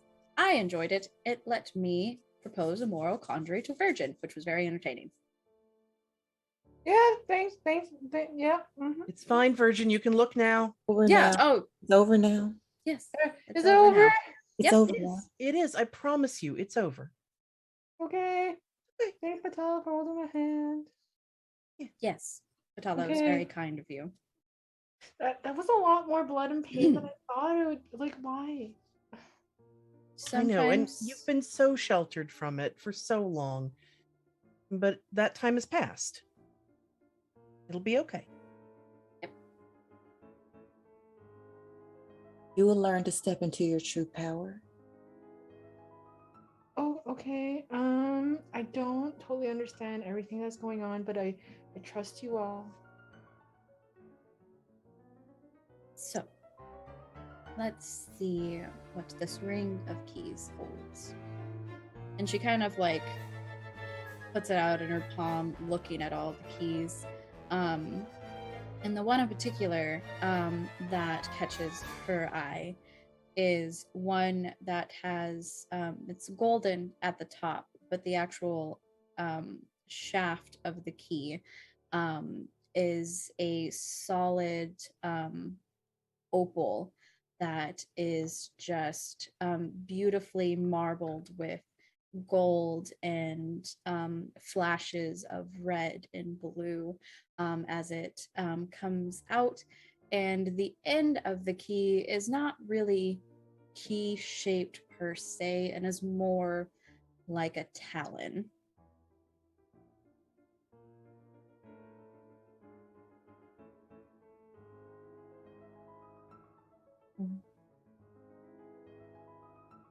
Oh. Animus? Mm-hmm.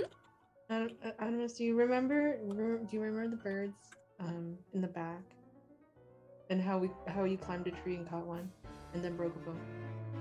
Mm-hmm. Yeah. We're not gonna do that, right? We're not climbing large things or breaking things. Are you asking literally or metaphorically? I mean, what's metaphorically? Literally, no, we are not climbing tall things or breaking bones. Okay, great. Okay. You promise? Metaphorically, maybe. Well, do you promise we won't climb large things or break any bones or spill any more blood? I can't promise that. What? Why? Because we are on a greater journey for ourselves and for the witch. The witch What is is seeking power and understanding of this place. What? What do you mean greater power? Why are we seeking this power? The witch seems like it's fun. What is it? Is it fun? I don't know about that. But doesn't it make you feel alive? No. Feel something new, exciting? You don't know what the next turn holds. We can dig in. Look at me, Virgin. Okay. Yep. Okay. Yep. I have a very important question. You're not going to like it. I'm so sorry. Okay. Yep. We have seen a woman that was trapped in a doll. We've seen a woman that was trapped in a mirror. Yeah. Do you still trust our husband fully? I mean, this is weird. I mean, I didn't expect all these things, but I'm just thinking that it's. I mean, isn't it what you said? Is Bluebeard a witch? Does he do the same things as you do? Is that what it is? I don't know. I want to find out, and that's why I'm trying to reach out to these things. And you don't have to. Again, that's not who you are, but I am saying that we're married to him. We are lady of this house. That makes this ours. And knowing if he caused these things, or if this is something that the house is going to try to do to us, we can either face up to it or we can run away. And I don't intend to run away. I want to find out what's happening and possibly conquer it. Can we just leave it? Can we just pretend it's not it's like, you know, like a cough or a wound, like if you just pretend it's like, you know, leave it, maybe it'll heal itself. Like I'm not sure. That's how wounds fester.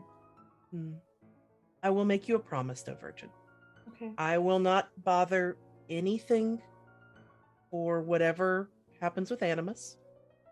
I will stay quiet. I will keep my hands off of this and give you a chance to have a normal time, a time that will give you more comfort.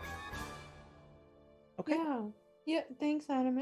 All I wanted was to have a fun night. You know, to party and to drink and to laugh. I didn't sign up for this. I mean, we did drink and have a party and laugh. I want to continue that, Animus. But we're by ourselves. And the other servants, like other people. I don't want to be alone. Well, maybe we'll find someone new here. Okay. You could go looking for the servants' quarters. It's true.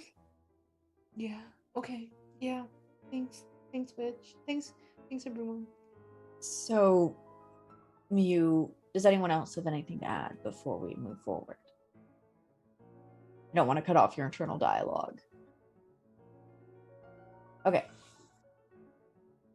You have the key with its almost its marbling color of gold and red and blue, shaped like a talon.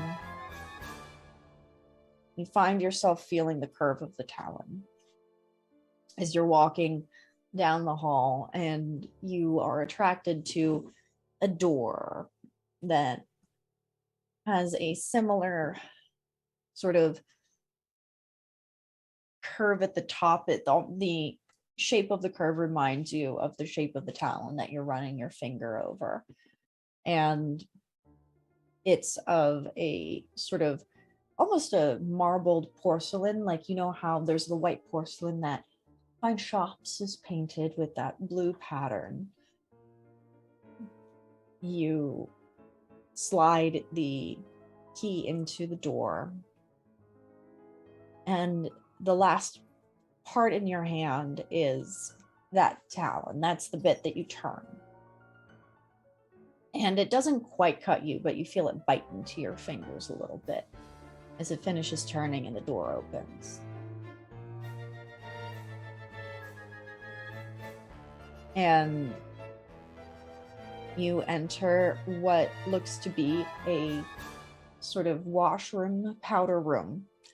It has a beautiful tiled floor with a large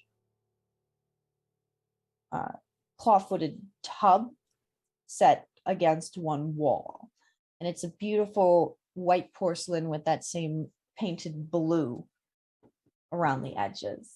And there's a large, lovely mirror, and it looks like there's some nice warmed towels, and it feels relaxing. There's a sort of scent of lavender in the air, and there's a large wooden table with ivory sinks set into it, and it's just very opulent and relaxing.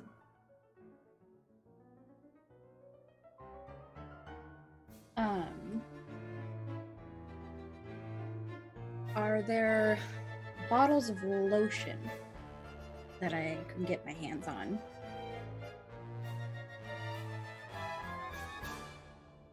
Once you blow the demons out.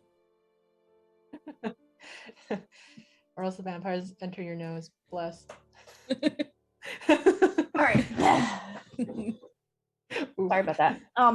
There are indeed, like, sort of lined above the sink, there's some different beautiful porcelain bottles of what you would know to be lotions and different oils and that sort of thing. Like after you wash your hands, you could put the oil or lotion on them to stop them from drying out.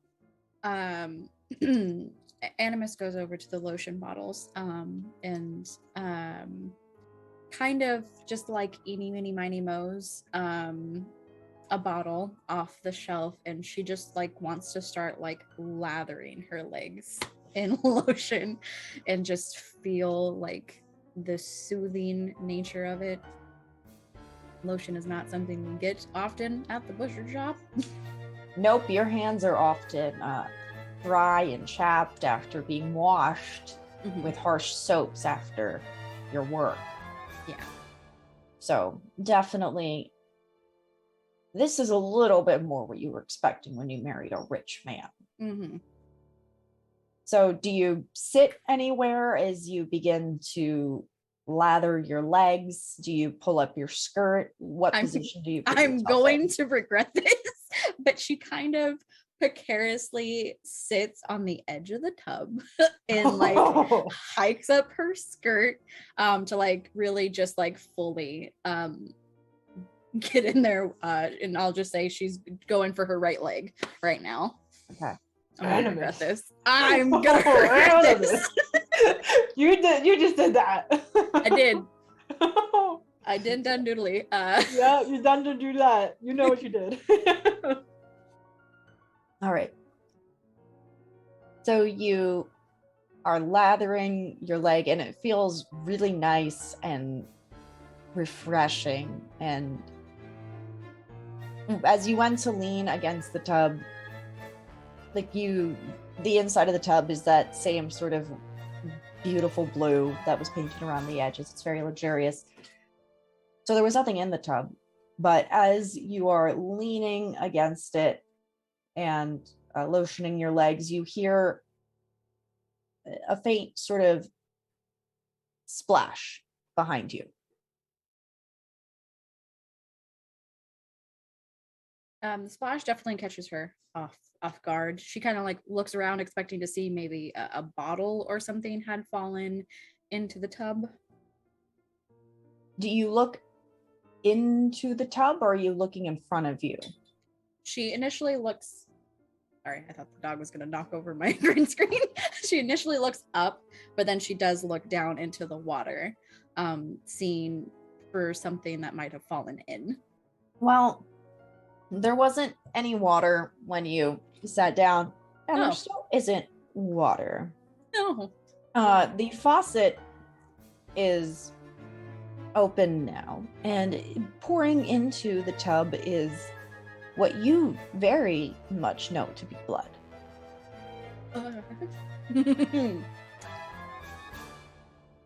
pit. You are a butcher's daughter. You've wiped up enough of it. Oh yeah.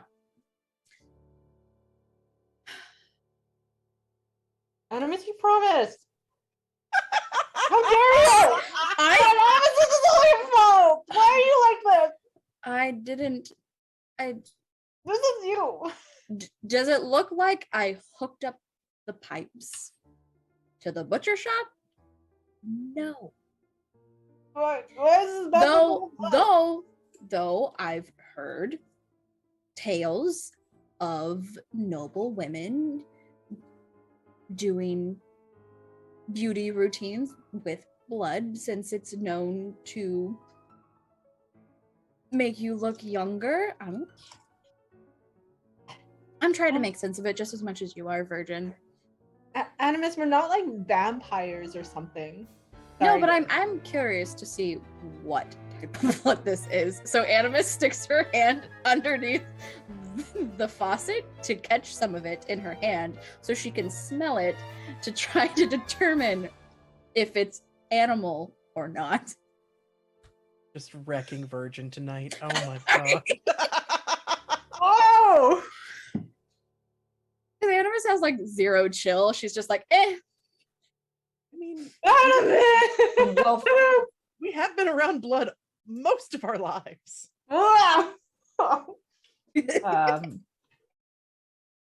I personally, as a human being, don't think there's likely a difference in smell. Probably not. But at this point, I would recommend using a maiden move. You could investigate a mysterious object. So as she's like trying to determine, when there's nothing to determine, because when you get down to it, blood is blood. But I will investigate the blood. Ask 2. I'm gonna regret this. What memories does this item hold? Well, first off, it is warm to the touch. It's not cold, it's warm blood. And you have your hand under the faucet, and you can almost hear a sort of whispering, humming sirens song that is coming as you have your hand under the faucet. And you can imagine, it's almost as though you're watching a play. You see a woman standing not in this washroom, but in a large steam room. And she is looking at a tub full of a dark red substance. And there is another woman walking out of the tub towards her. You see the woman who has come out of the tub stop and stare and reach out, perhaps invitingly. You see another individual enter the room and go back into the very large tub with the blood-covered woman that had come out of it initially. And you see them enter the tub, and it's not as though they're sitting down in the tub. It's as if they are continuing to walk down a set of stairs. Down and down. And you haven't heard anything in this up till now. Like I said, it's like you're watching a play. But the way the liquid is hitting your hand and the warmth of it and the sort of feel of everything, you can almost imagine the sound or sensation of feet walking downstairs and walking and continuing. Much like this blood coming out of the faucet, it is starting to, it's not quite halfway full. The tub is not quite halfway filled yet. It is a very large clawfoot tub. And then my second question Stuck between these two.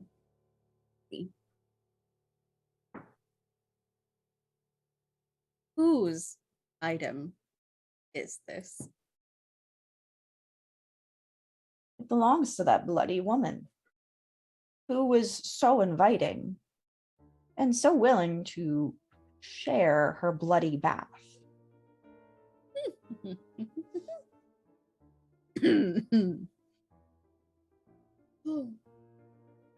But why? What do you think this woman's intentions are? Or their purpose within a tub? Because we've seen them in multiple tubs, and I'm sure it's just a matter of time before perhaps they appear in this tub. I promised Virgin I would stay out of things. Virgin, may I call a friend? Andres, you have a lifeline. Okay, thank You you. can use one lifeline, okay? Okay. Does the Fatal have any thoughts? Yeah. Yes. You've been quiet, Fatal. I want to make sure that we've got you.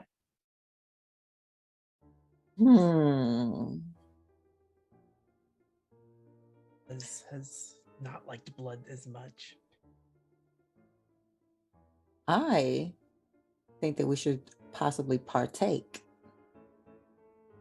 And the tubaning? I think our skin, I've heard that blood was used to tighten the skin. I'm not the only one that heard it. Where are we hearing these things from? Unfortunately, legend has it that the blood has come from virgins. It's true. Whoa! Why did you have to tell her that? Whoa! I didn't want to lie to her. You just like tormenting her. Well, I mean, No. it's not the only No. source, but it's said to be the best source. Either And way, we want to get into it? I've also heard that, they use baby animals. Patel, why are you doing this to me? You only made an agreement with me. Patel, I don't want to be here anymore. I would like to take stock. Probably a good idea. Ask Probably. one. What stalks the bride from the shadows? A bloody woman from Bloody Maybe something else. No, that's what it is. The tub isn't quite halfway full. And yet, from its depths, you see a hand sort of reach up and wrap its long, delicate fingers around the blue edges of the tub and a second hand. And from its depths, shoulders and neck, the slicked, wet hair of a woman coated in blood begins to appear out of the tub.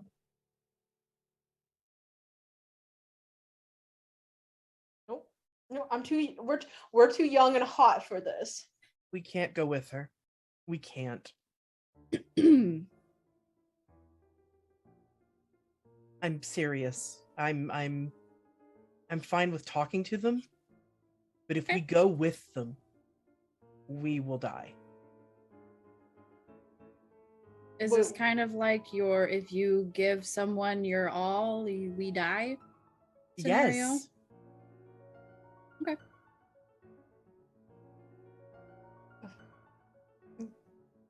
I don't know what she wants, though. Aside from us to go with. But why? Well, maybe Virgin can ask her. Why don't you ask her? You're the good talker. Okay. At this point in time, I would like you all to take a trauma. Sure. Oh yeah, fun. Yep. Because There's a woman pulling herself out of a bloody bathtub, and you guys kind of somehow expected it, and you're still freaked out. No. For the absolutely the this we've mentioned it like on the side chat, but yeah, this bride lies to herself about what she can handle a lot. Yeah. She's a very interesting lady. Yeah. Animus is fine. Oh. It's in her hair. Okay. So Witch, you're saying that that we shouldn't talk to her, but Fatel's saying that we should go in, and Animus is telling me to talk to her. Witch is saying don't go in. Fatal is saying go in. I'm saying maybe we should talk to her because I am fine with talking to her. I just really want to know why. Why is she covered with blood? Is it a beauty ritual? Is it something else? Is it? I don't know. Are you giving the key over to the Virgin?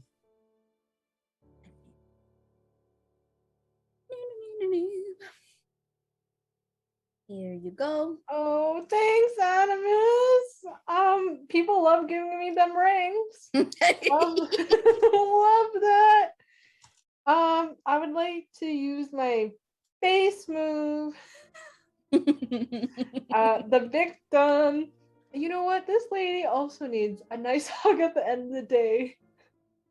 That worked so well. I believe that kind gestures make it okay. You Everything's can hold gonna be her okay. hand. Okay. Nope. She's giving her a hug, and we're totally not going in that tub. I don't want to go in the tub. We're not going to the tub. We're just talking to her. We're just gonna give her a quick hug. I'm gonna ask her, honey, yo, girl, why are you covered in that blood? So how do you hug her? Do you kneel down to hug her? Do you wait for her to stand and hug her? No, let's get the face. Like, we're going down. We're going to eye level. We're gonna kneel. We're gonna go right beside the tub, and we're gonna just give a little like love tap right here. Yeah. Mm-hmm. Mm-hmm. She stops rising from the tub. And I'm scrolling up to caress a She's horror. gonna fucking try this thing. On a hit, the horror is swayed by your stroke. Direct what was intended for you to another victim in the house. Because you technically rolled a 10, you do not need to participate. Hey, lady, what's going on? So this essentially just means that there's another poor housekeeper that's going to be suffering for this. Because what was intended for you moves to another. These are the reasons I asked those morality questions earlier, because every time Virgin hugs one of these brides, someone else gets in trouble. Oh. But we still don't know why. So a housekeeper opens the door. Individual comes in, looks around, says, "Oh, I'm so sorry. I didn't mean to what?" And they see you kneeling in front of the tub, hugging another woman who, as they're looking, the housemaid's eyes get wider as they take in the full scene. And then the bloody woman in the tub reaches out. That there's a smile that comes over the housekeeper's face as they take that hand. Virgin, you don't want to do this to people, do you? I mean, what do you mean what we're doing? I mean, like, I'm just simply hugging this person. This person is coming of their own volition and going to the woman. This is nothing that we're doing. We just watched it happen the first time. We did. I thought, things change, people change. No, that's not how any of this works. People nothing- are nothing's trapped because hap- they can't change. Hi, friendly, nice housekeeper. It's not. How are you? What are you doing? What do you like to do Friday nights? I like to eat chips and drink beer. What do you like to do? Are you attempting to speak to the housekeeper as they're taking this bloody hand? Yeah. Yep. They are smiling raptly at this woman who is starting to sort of lean back into the tub and sort of retract herself into the blood, holding this housekeeper's hand. And the housekeeper sort of distractedly answers your question. Says, "Oh, I like to play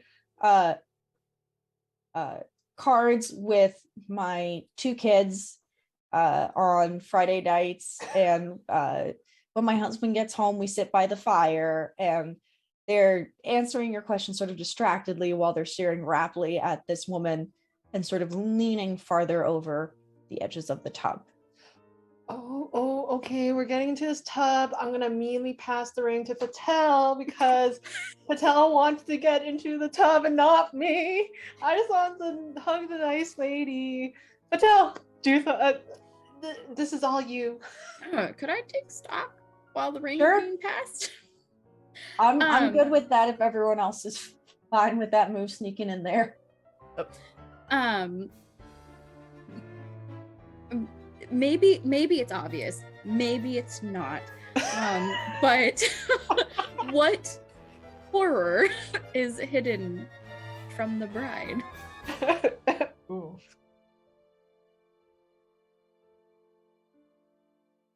By the nature of the question,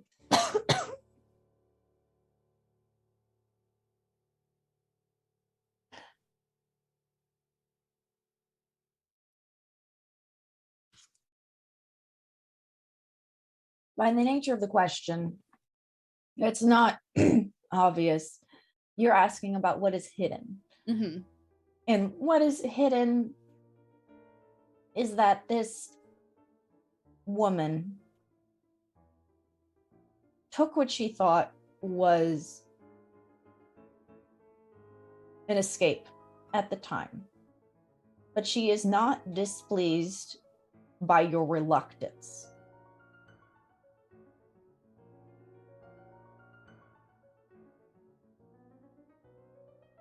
Patal, I know we are not always close, but I am begging you. I understand us giving of ourselves, but don't hand over this person.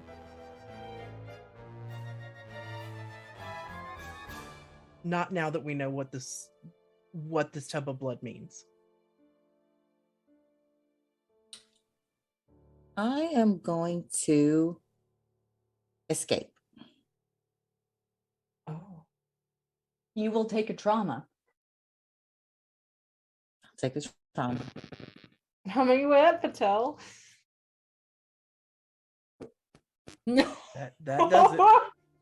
You That shatter. does it.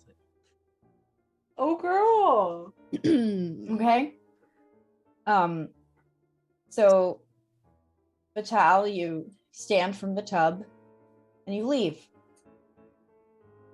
without proposing a truth.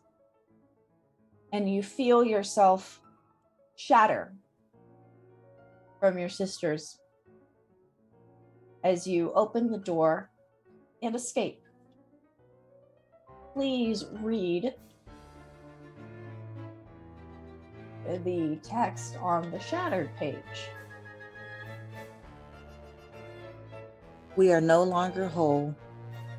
Our connection is severed. Our mind is fragmented.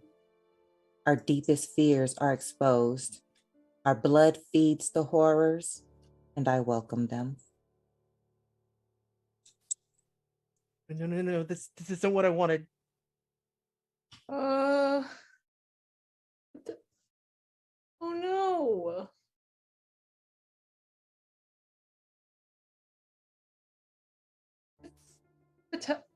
Patel?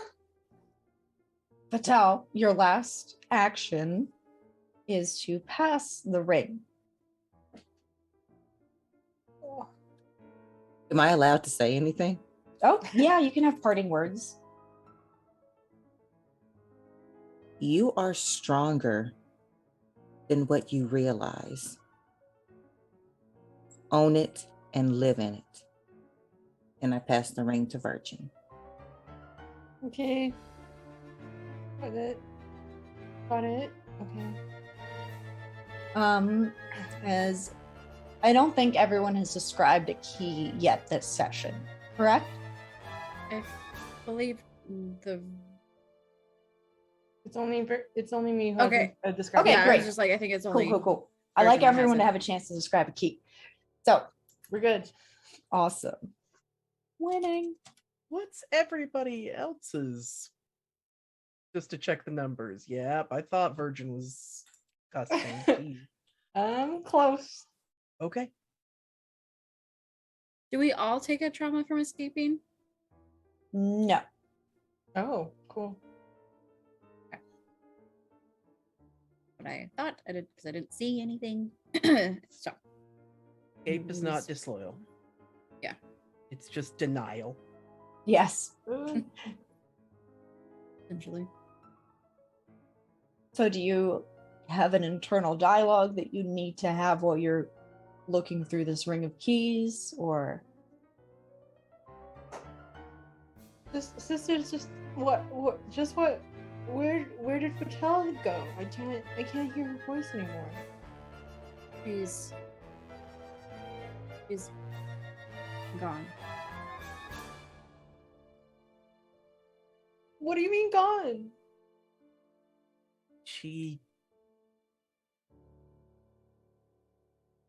I don't know.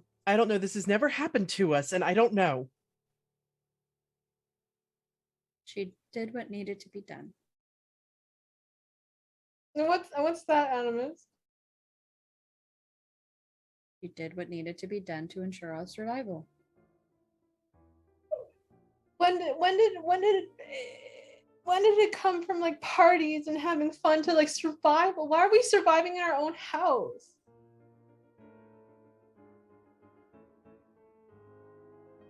This is what the house is. And this is also I'm What? sorry. life is. Surviving.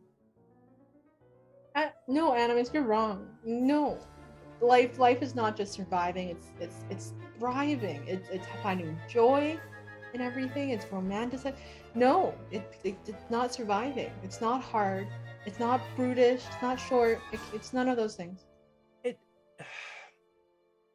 There is, as we've seen, Virgin, there is so much more to it than that. But Animus, no, it is not just brutality. That is not all there is. There is wonder and mystery. But this is bad. This has never happened to us. Oh, okay. You know what? All we need to do. This is like a dream. Just need to lie down. This is okay. We're gonna be okay. Just need to lie down. Okay. And I would like to find the key that looks like a rose. It's sort of like it has a bulbous, dark, red wine handle as the rose, and then out of the stem are long thorns that act as the teeth of the key. Yeah. Yeah. Mm.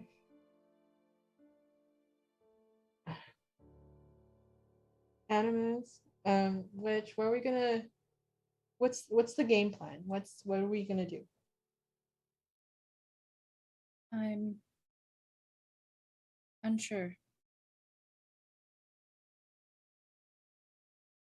What don't did know. you say? You're unsure? I'm unsure. Animus, you always know what to do. Yeah. And there used to be 4 of us. Things change. Animus, you're acting like you don't care. You don't care anymore. I care. I care deeply. Just because I don't show my emotions the same as you does not mean I don't feel them. Okay, you know, you could like smile sometimes. It would look nicer. And I'm sure if I smiled while butchering, I would look like an insane psychopath. Okay. Okay. Okay. Okay. Okay. Okay. Let's just Okay. get somewhere safe, please. Yeah. Yeah. Yeah. Okay, Witch. Because Animus is sort of being like mean. I mean, I pick fights with Animus sometimes. Every time. And this episode's definitely for sure. I pick fights with Maybe I'm just fun to pick fights with. all the time. Groundskeeper. I mean, which we're gonna find a way. We're gonna find a way. Groundskeeper. What do we have in store for us? Yeah. So you have this beautiful key that is shaped like a rose. The stem is a almost jade green color, and the top of it is a deep red. It's either a very well carved gemstone or a very delicately blown glass. You're not sure. But you're holding it and you see a door of this same delicate material, this same either blown glass or very delicate gemstone. And the main portion of the door, the center of the door, looks like a vine of flowers and roses that might creep its way up the outside of the house, except you realize that this is that sort of same material, and there's a place for you to put the key into. So you slide it into its place in the vine, and the door opens. You're able to sort of pull the door open on the vine. You enter, and you find yourself in a room that feels warm and soft, and the walls are a sort of warm peach color that reminds you of sunrise, and the curtains are sort of light breezy feel to it, and the ceiling and walls have not the walls themselves, but like the sort of trim around has an almost reflective quality to it. And there is a bed, a good sized bed, but there's also like this sort of play area for a child, and it just looks very comfortable and safe in here.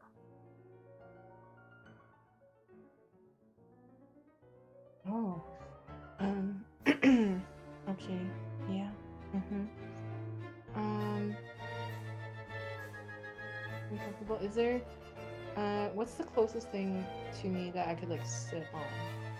The bed is there. There's also a nice comfy chair of that sort of same peach color and a velvet fabric. Okay. Everyone, let's this is just a bad day. And what we're gonna do is just sing a sad song, and it's gonna be okay. So we're gonna take a running leap onto the bed. Great. And just You land on the bed, and it's very soft and comfy, and you feel it sort of envelop you, and envelop you and continue to envelop you as you feel yourself sinking into the depths of this mattress. And Virgin, Yeah, which Virgin, I don't think this is right. Yeah, I can't breathe either. Oh, oh, I am going to try to dirty myself with violence to try to get out of here.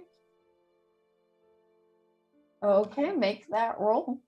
Oh no, oh no, okay.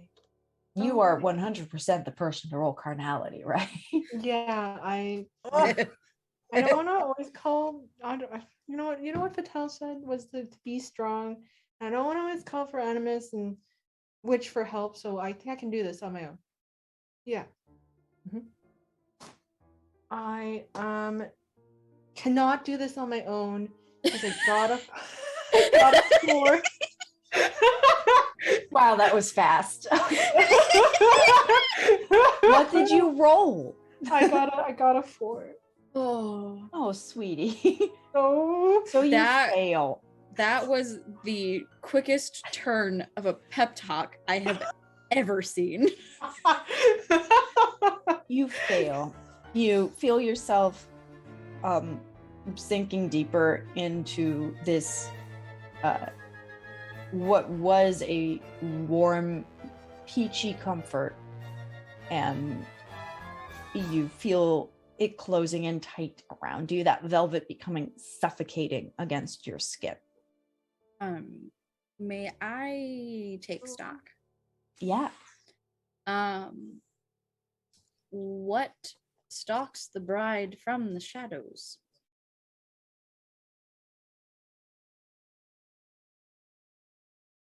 Comfort is not necessarily an escape. Comfort can itself be a trap. Let's get uncomfy in here. well, so okay. Well, that was unpleasant. Animus, do you have a way of getting us out of here? Potentially. I'm gonna just throw it. I'm gonna just chuck it at Animus. So the animus says the ring Get down. up. You just mentally chucked a ring I just mentally chucked the mm. ring. my brain. Okay. Yeah. Let's see. Well, we could either cry out for help and hope somebody can pull us out, or I can attempt to dirty myself. And mutilate this blanket. Anyway, I'm gonna try to I'm gonna dirty myself with violence in this comforter. Good luck. Oh. As she just starts to like strain herself to push it away. That is a 10. Oh, I apologize. I think I missed something. Oh, I'm Sister so sorry. misses her roll. The groundskeeper may look to you. I'm sorry, Fatal. I took your fun away from you. Fatal's like, what? The shattered effect takes effect when a The sister shatter misses her effect roll. occurs. This is very unusual for me. So when a sister misses her roll, the groundskeeper may look to you, the shattered sister, to describe what happens to the bride. Use the following prompts to help describe what happens to the bride. So Fatal, how would you like to describe what happens when the virgin missed her roll? And you are currently muted. Oh, you forgot about that. You I can move on. forgot, but I'm sorry. I don't want to take that away from our sister. Oh yeah, sure, do that. The virgin's still sitting on the bed. Kind They're of. enveloped in the Yeah, bed. we're just inside now. We're just like lying down there. You're kind of smothered in velvet. Yeah. Mm-hmm. You're starting to sink in the bed. Oh, like quicksand. Mhm. Oh. And the blanket that's starting to envelop you is getting heavy. Oh. Animus, do something quick, please. So Animus, you do have the ring. Okay. So I still dirty myself with violence because other than crying out for help and hoping somebody else helps us, I no. These servants have not been super helpful thus far. I mean, they have. Kinda. as distraction. No. As distractions. Not as helpful as As human sacrifices. A la virgin. Not my fault. Nope. Gonna disregard that. So I am dirtying myself with violence. I rolled a 10. Congratulations. I am mutilating the bed as she pushes like all of her strengths to lift up this heavy blanket. I'm going to make an assumption that there's like we're fancy royal people with fancy beds. There's like a 4-poster bed, so she kind of like wraps her arm around one of the bedposts and just starts to like drag herself out of the bed. Yeah. In the cushy smother blanket. Yep, you were successful. Oh my god. Oh. Between a 7 and 9, and I rolled a 10, so I You rolled don't a have to 10. choose one of No, the other things. You Okay. successfully pull yourself out of what this is a room that was designed by another bride that I have previously had, and I believe they described it as a warm pancake bed. It's just super Oh. comfy. So you pull yourself out of the super warm pancake bed. Lovely. So Investigate a mysterious object. Aside from our own panic struggles, what memories does this item hold? oh gosh. And this item holds the memories of a woman sitting on a bed, and there's small children playing on the rug with their toys. And then they look up and they're all saying, "Mommy, mommy, mommy." And they're tugging at her and they are pulling her in different directions. And she just feels overwhelmed and she falls back onto the bed and wants to keep falling just for a moment of peace.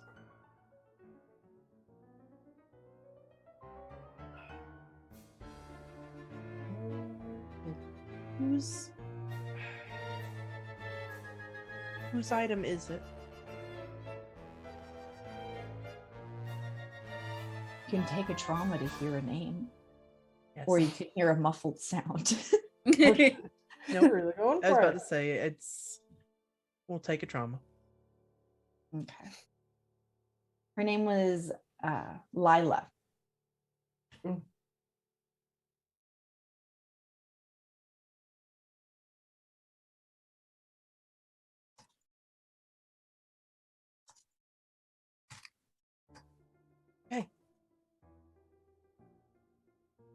Okay.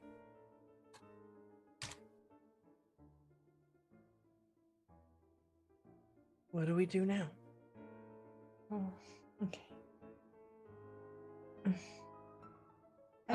That is witch. Do you want to share your trauma? No. It's just the witch.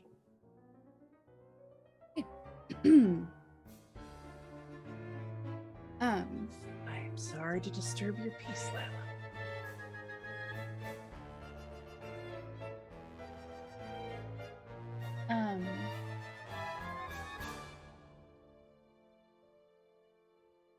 We're not going to make it, are we?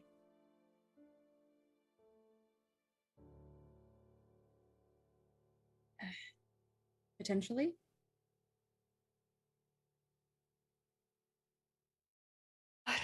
Either way, I think this place will have us one day. I think we have some control over when. I don't want to keep giving it people. By people, do you mean other brides like us and them? I meant more like the servants, but you're right. Once we're tossed away, they'll be. It's just going to keep taking. And I thought that we could keep giving until we got what we wanted, but it's not giving anything back. And there's only so much of us. I don't want to give more of us, witch. I don't think the power you are hoping to find here is containable. Obtainable, not containable. Obtainable. Not containable either here. It's not containable either. It's not containable.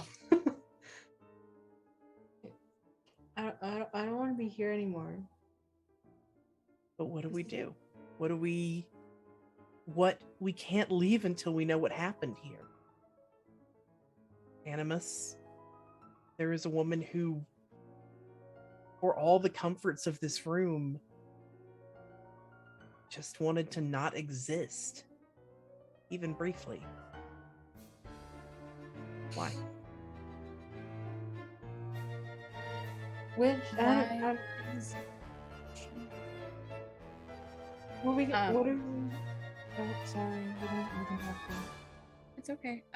She just wants to take stock. So if you have something to Oh, okay. I mean, I just want to sort of get out of here. Also, are we gonna get anyone to believe us? You know, we heard the tales of the other wives in Bluebeard, and no one thought they were serious. well, let's take a step at a time. Okay. So far, I've seen the effects of it chewing through the women of the house, but I haven't seen our husband's hand in much of it. Maybe he just lives in a forsaken, mysterious, and deadly home. That doesn't seem to prey on him. I mean, isn't that a form of privilege, isn't it?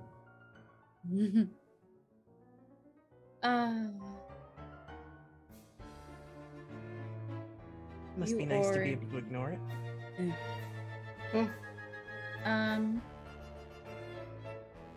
I'm going to take stock. What horror here is hidden?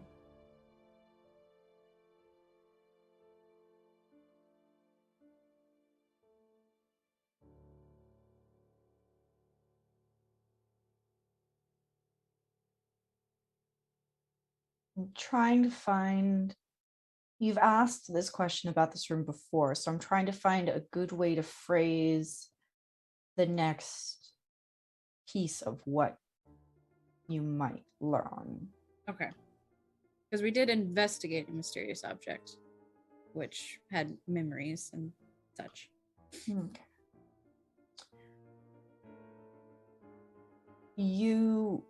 What is hidden here is that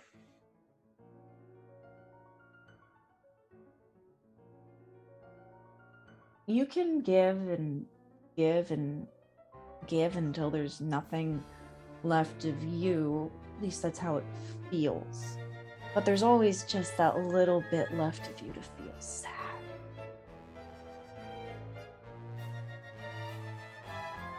And feel used up.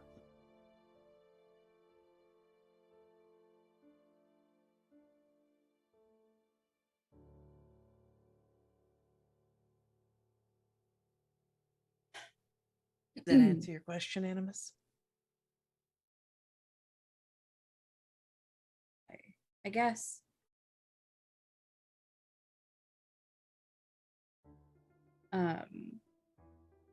She goes over to where the toys are. Kind of poodles a train around with the tip of her foot.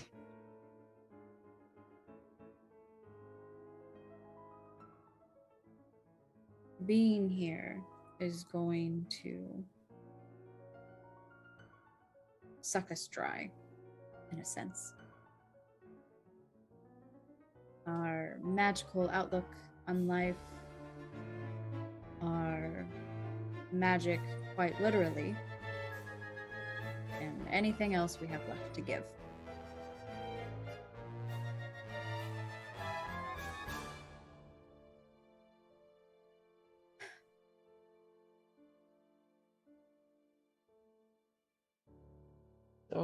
So what does that mean? What are we gonna do? We're gonna get out of here?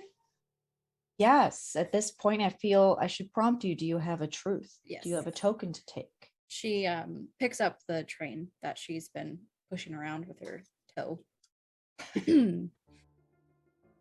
And she says,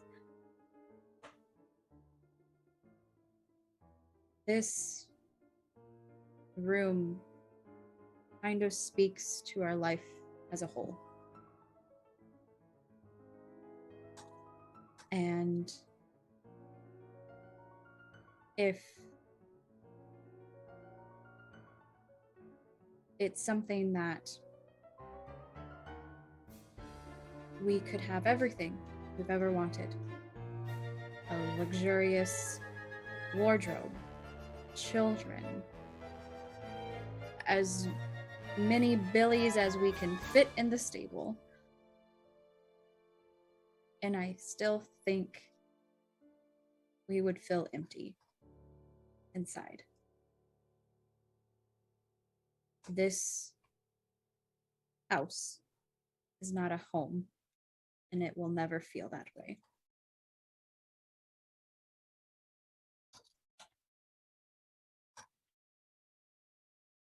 Are you loyal or disloyal? I'm disloyal to the house? Are you disloyal or loyal to Bluebeard? I mean, to be fair, the person who runs the house and makes it that way is Bluebeard. Yes. I am disloyal to Bluebeard. Take a trauma, sisters. Virgin shattered. Oh, no! Wow! as does Witch. No! How about the animus? I'm a 3! Oh, Witch will, as so we're walking close. out, You were Witch so will like hold close. Animus's hand and say, "I'm sorry. Oh. I meant for us to have great things. But you're the strong one. You'll have to do it alone now." You're the strong one. You've always been the strong one. You got this, sister. You go, Animus. Don't lie to her, Virgin. What? I'm not lying to nobody. She's, you know what? If anyone can make it out of here, it's Animus. Ah. Cheers, sisters. Cheers. No. Aha. Animus stands alone with that empty feeling, bless her. Yep. Sure do. So you leave the room, the peach nursery, with you're holding a toy train, sort of maybe running your fingers along the wheels and playing with it a little bit. And you have a bit of potentially not fabric held in place around your sleeve with a bloody pin. And you are disloyal to Bluebeard.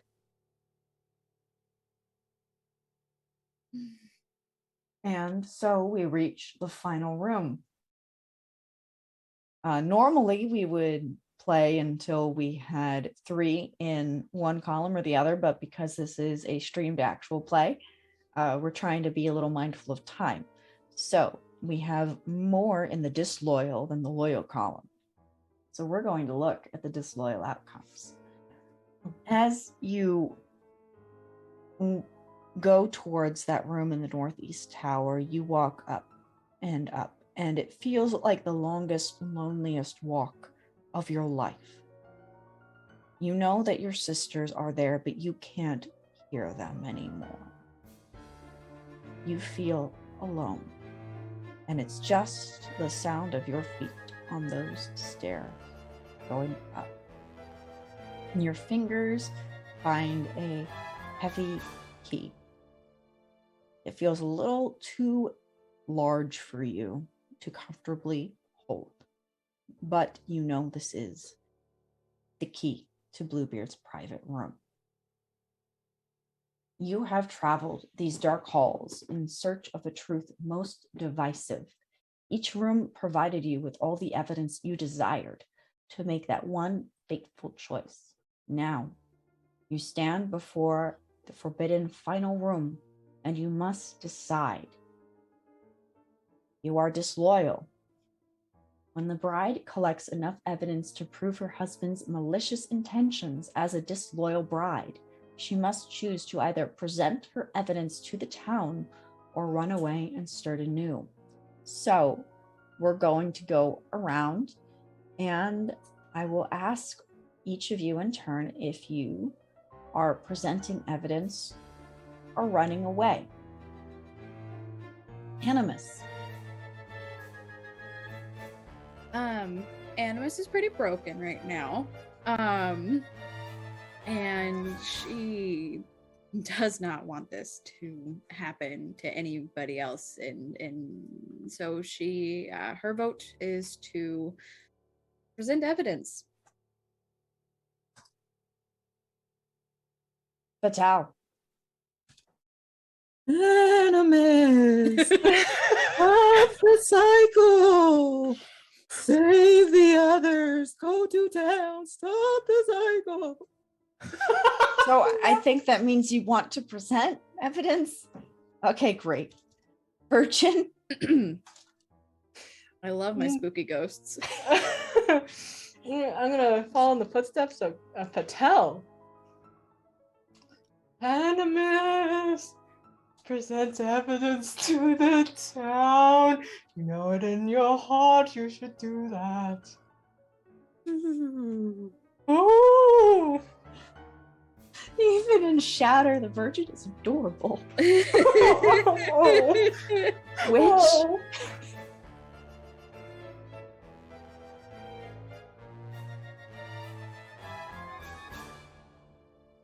Yes. Tell them. Let there be truth out of something here. I think that's the first time we've been That's unanimous. the first time we've all been First time we're unanimous the just first like, time. ah. Yeah. No, You know, I was two- about to say. 2 points away from the shattered ending. Yeah. Yeah. This is what happens when I stop picking fights with people. If I would have ran into more NPCs to control, I probably would have gotten there as well. Okay. So I'm going to go around and pose these questions to you. Animus, how did Bluebeard blackmail the bride's family into silence?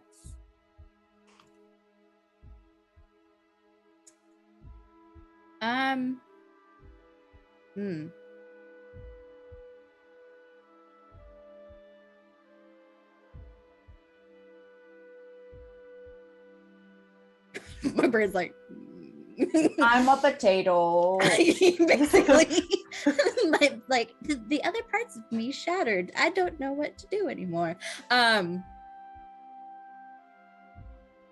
He actually blackmails Jacob, specifically our father.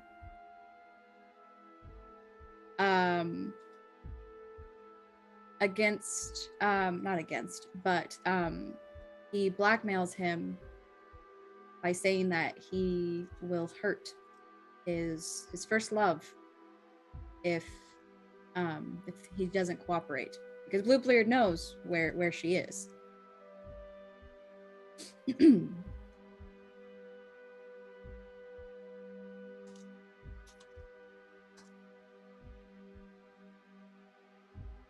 Patel. Patel, what loving gift does Bluebeard send to the bride for their wedding anniversary? A baby lamb. Oh. Oh. Oh my Oh. god. Oh my god. He knows you so well. And he knows that'll shut your ass up. Oh no. Fair point. Virgin, what new room in Bluebeard's house haunts the bride's dreams every night?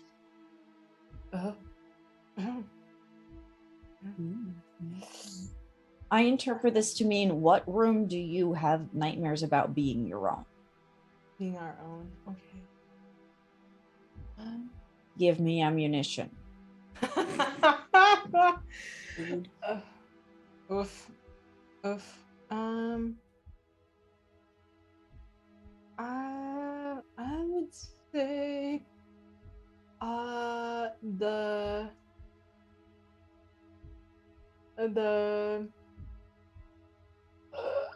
so hard. I'm also a potato because I shattered.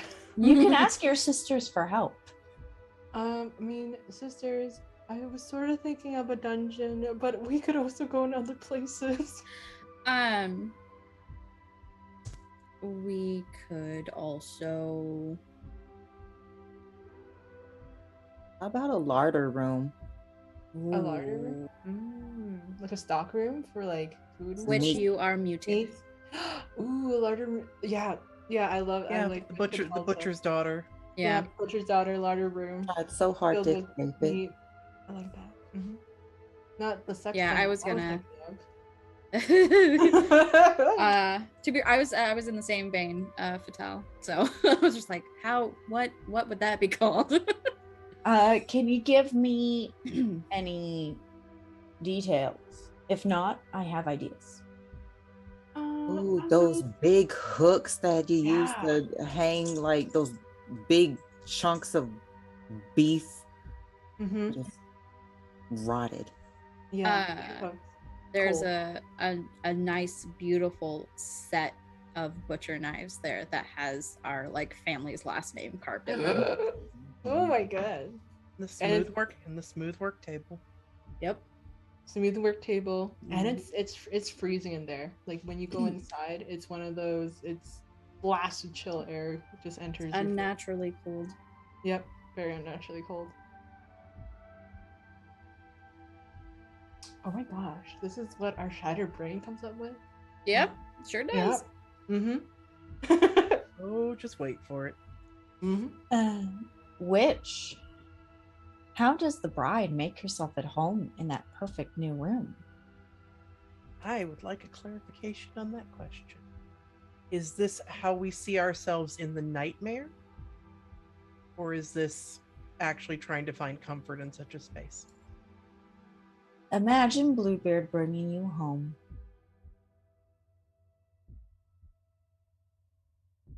And this is our room.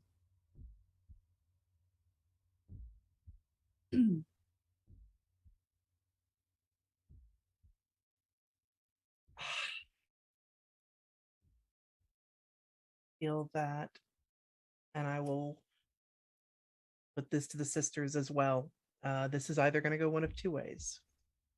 We would either, in the Animus's drive to endure, assist with the carving up of whatever meat comes our way, or we would be on the hooks and divide it up in the little ways that we tried to cut of ourselves off. Oh. Which one? I like the first one. My vote's one. Oh, can't say the same. I vote 2. Vote 2? Fatal, you were the first among us to shatter. What are your thoughts? I vote 1. So you cut up whatever meat comes your way. Yes, except whenever you take a slice of the meat, you get a cut on your hand.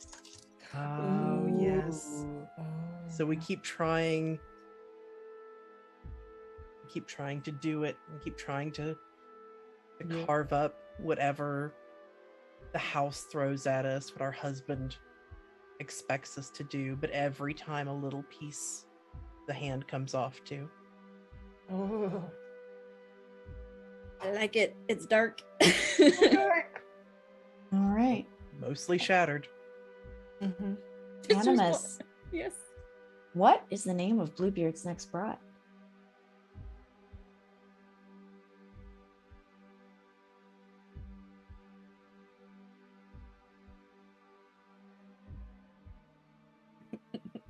My current PCs are the only names running through my brain right now. I'm just like, no. Don't want that association. You could ask your sisters for ideas. Easters. Do you have any ideas Any names you really like? or don't like? Oh, I've always been bullied by people called Marion. You can't trust those Marions out there.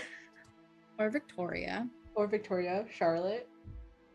It could be Marion Victoria or Charlotte Victoria. That's I like Mary and Victoria. I've never been bullied by someone called Marion. You all good peeps. And Fatal. How is Marion Victoria related to or important to you?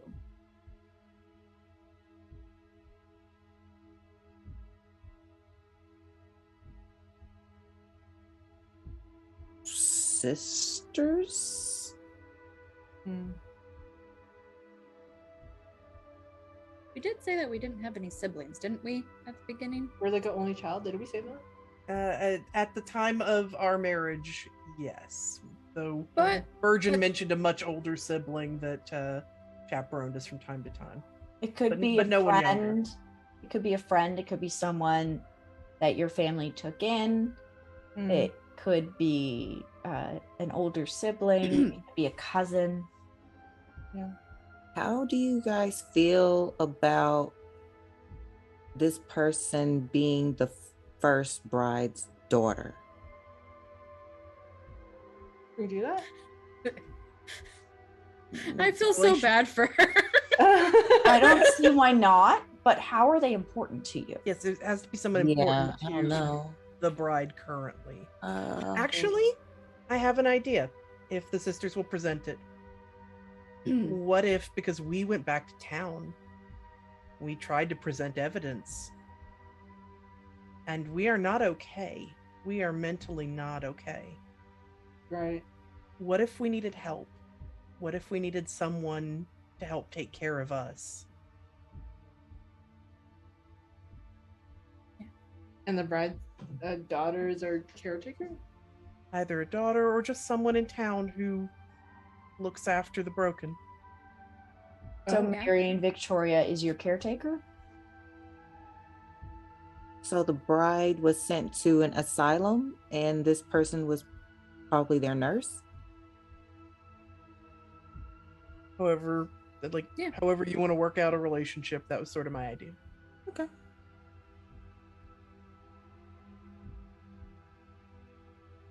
Whoa. This is the person who heard us talk, who listened to us scream at night. Whether they believe us or not, we'll find out. Heard us talking about bloody bathtubs Yep. and suffocating blankets. And next week, you will be Marion Victoria in our fourth and final session of Bluebeard's Bride. Thank you for joining us tonight on Gehenna Gaming, where we tell dark stories and support inclusive gaming. Tonight, we have been playing Bluebeard's Bride, a game of feminine horror from Magpie Games. Gehenna is sponsored by Die Hard Dice, Session Zero Clothing, and 1985 Games. Make sure to check the links in chat and use code Gehenna at checkout to save 10% on dice, TTRPG clothing, and wonderful gaming accessories from our friends at these companies. And I'm going to go around and give our players a chance to tell you where you can find them, because they're all awesome, and where you can watch them. And I'm going to start with Kitty Kimchi. Hi, everybody. I'm Kitty Kimchi, and tonight I was the Fatale. I'm all over the place. You can find me Vorpal, Vancouver by Night, Karen Comfort, Martlet. have something from Martlet coming out sometime this month. It's called Indie Anarch, so be on the lookout for that. Any updates, or if you just want to get in contact with me, you can find me on the Twitterverse at she's Blasian. Savannah. I always love your delivery of your like tag. Hi, I am Savannah. You can find me on the interwebs at Miss Emo Fox. Tonight I played the Animus. You can find me most nights on Vorpal Tales, playing anything from Pathfinder Reign of Winter to several different D&D games like Dark Sun, The Red Opera, Curse of Strahd. I am trying to branch out, so keep an eye on my Twitter as I explore the interwebs and try to spread my wings. Abby. Hi, I'm Abby, and I have been playing your witch this evening. You can find me on Twitter at Clarion Call, and that'll give information about various projects I'm in, one of which being Much Lighter Fare over at Simulacra TV on Wednesdays with Aberrant Atomic Youth. But once again, a real pleasure this evening. Thank you. Alex. Hi everyone, it's Alex. I'm usually a ray of sunshine, and very different from all the characters I've played. Thanks so much for tuning in. What a great cast! What an amazing game master. You can find me at Daredevil Alex. I'm all over the place as well on many different streams, and I love being with Rosie and crew with this Bluebeard Bride Heritage Horror. It's just such a delight, and I can't wait for more. And so come back and catch up with all the inside jokes like anal beads. And I am Rosie, regular size mom. You can find me on Twitter at mom_sized. And tonight I have been your groundskeeper. You can find me over on Vorpal Tales every Thursday and Sunday. On Thursdays, we're currently playing Savage Supers, where I am Comrade Fingerbang, a superhero that shoots lasers from her fingertips. And on Sundays, I am a technocrat in our mage game. I'm the money mage syndicate. And, just keep an eye on my socials for other projects. I have been loving it. And thank all of you again for playing with me. And thank our viewers for sticking with us. And I hope you all have a lovely night and you love yourselves a little bit. Toodles.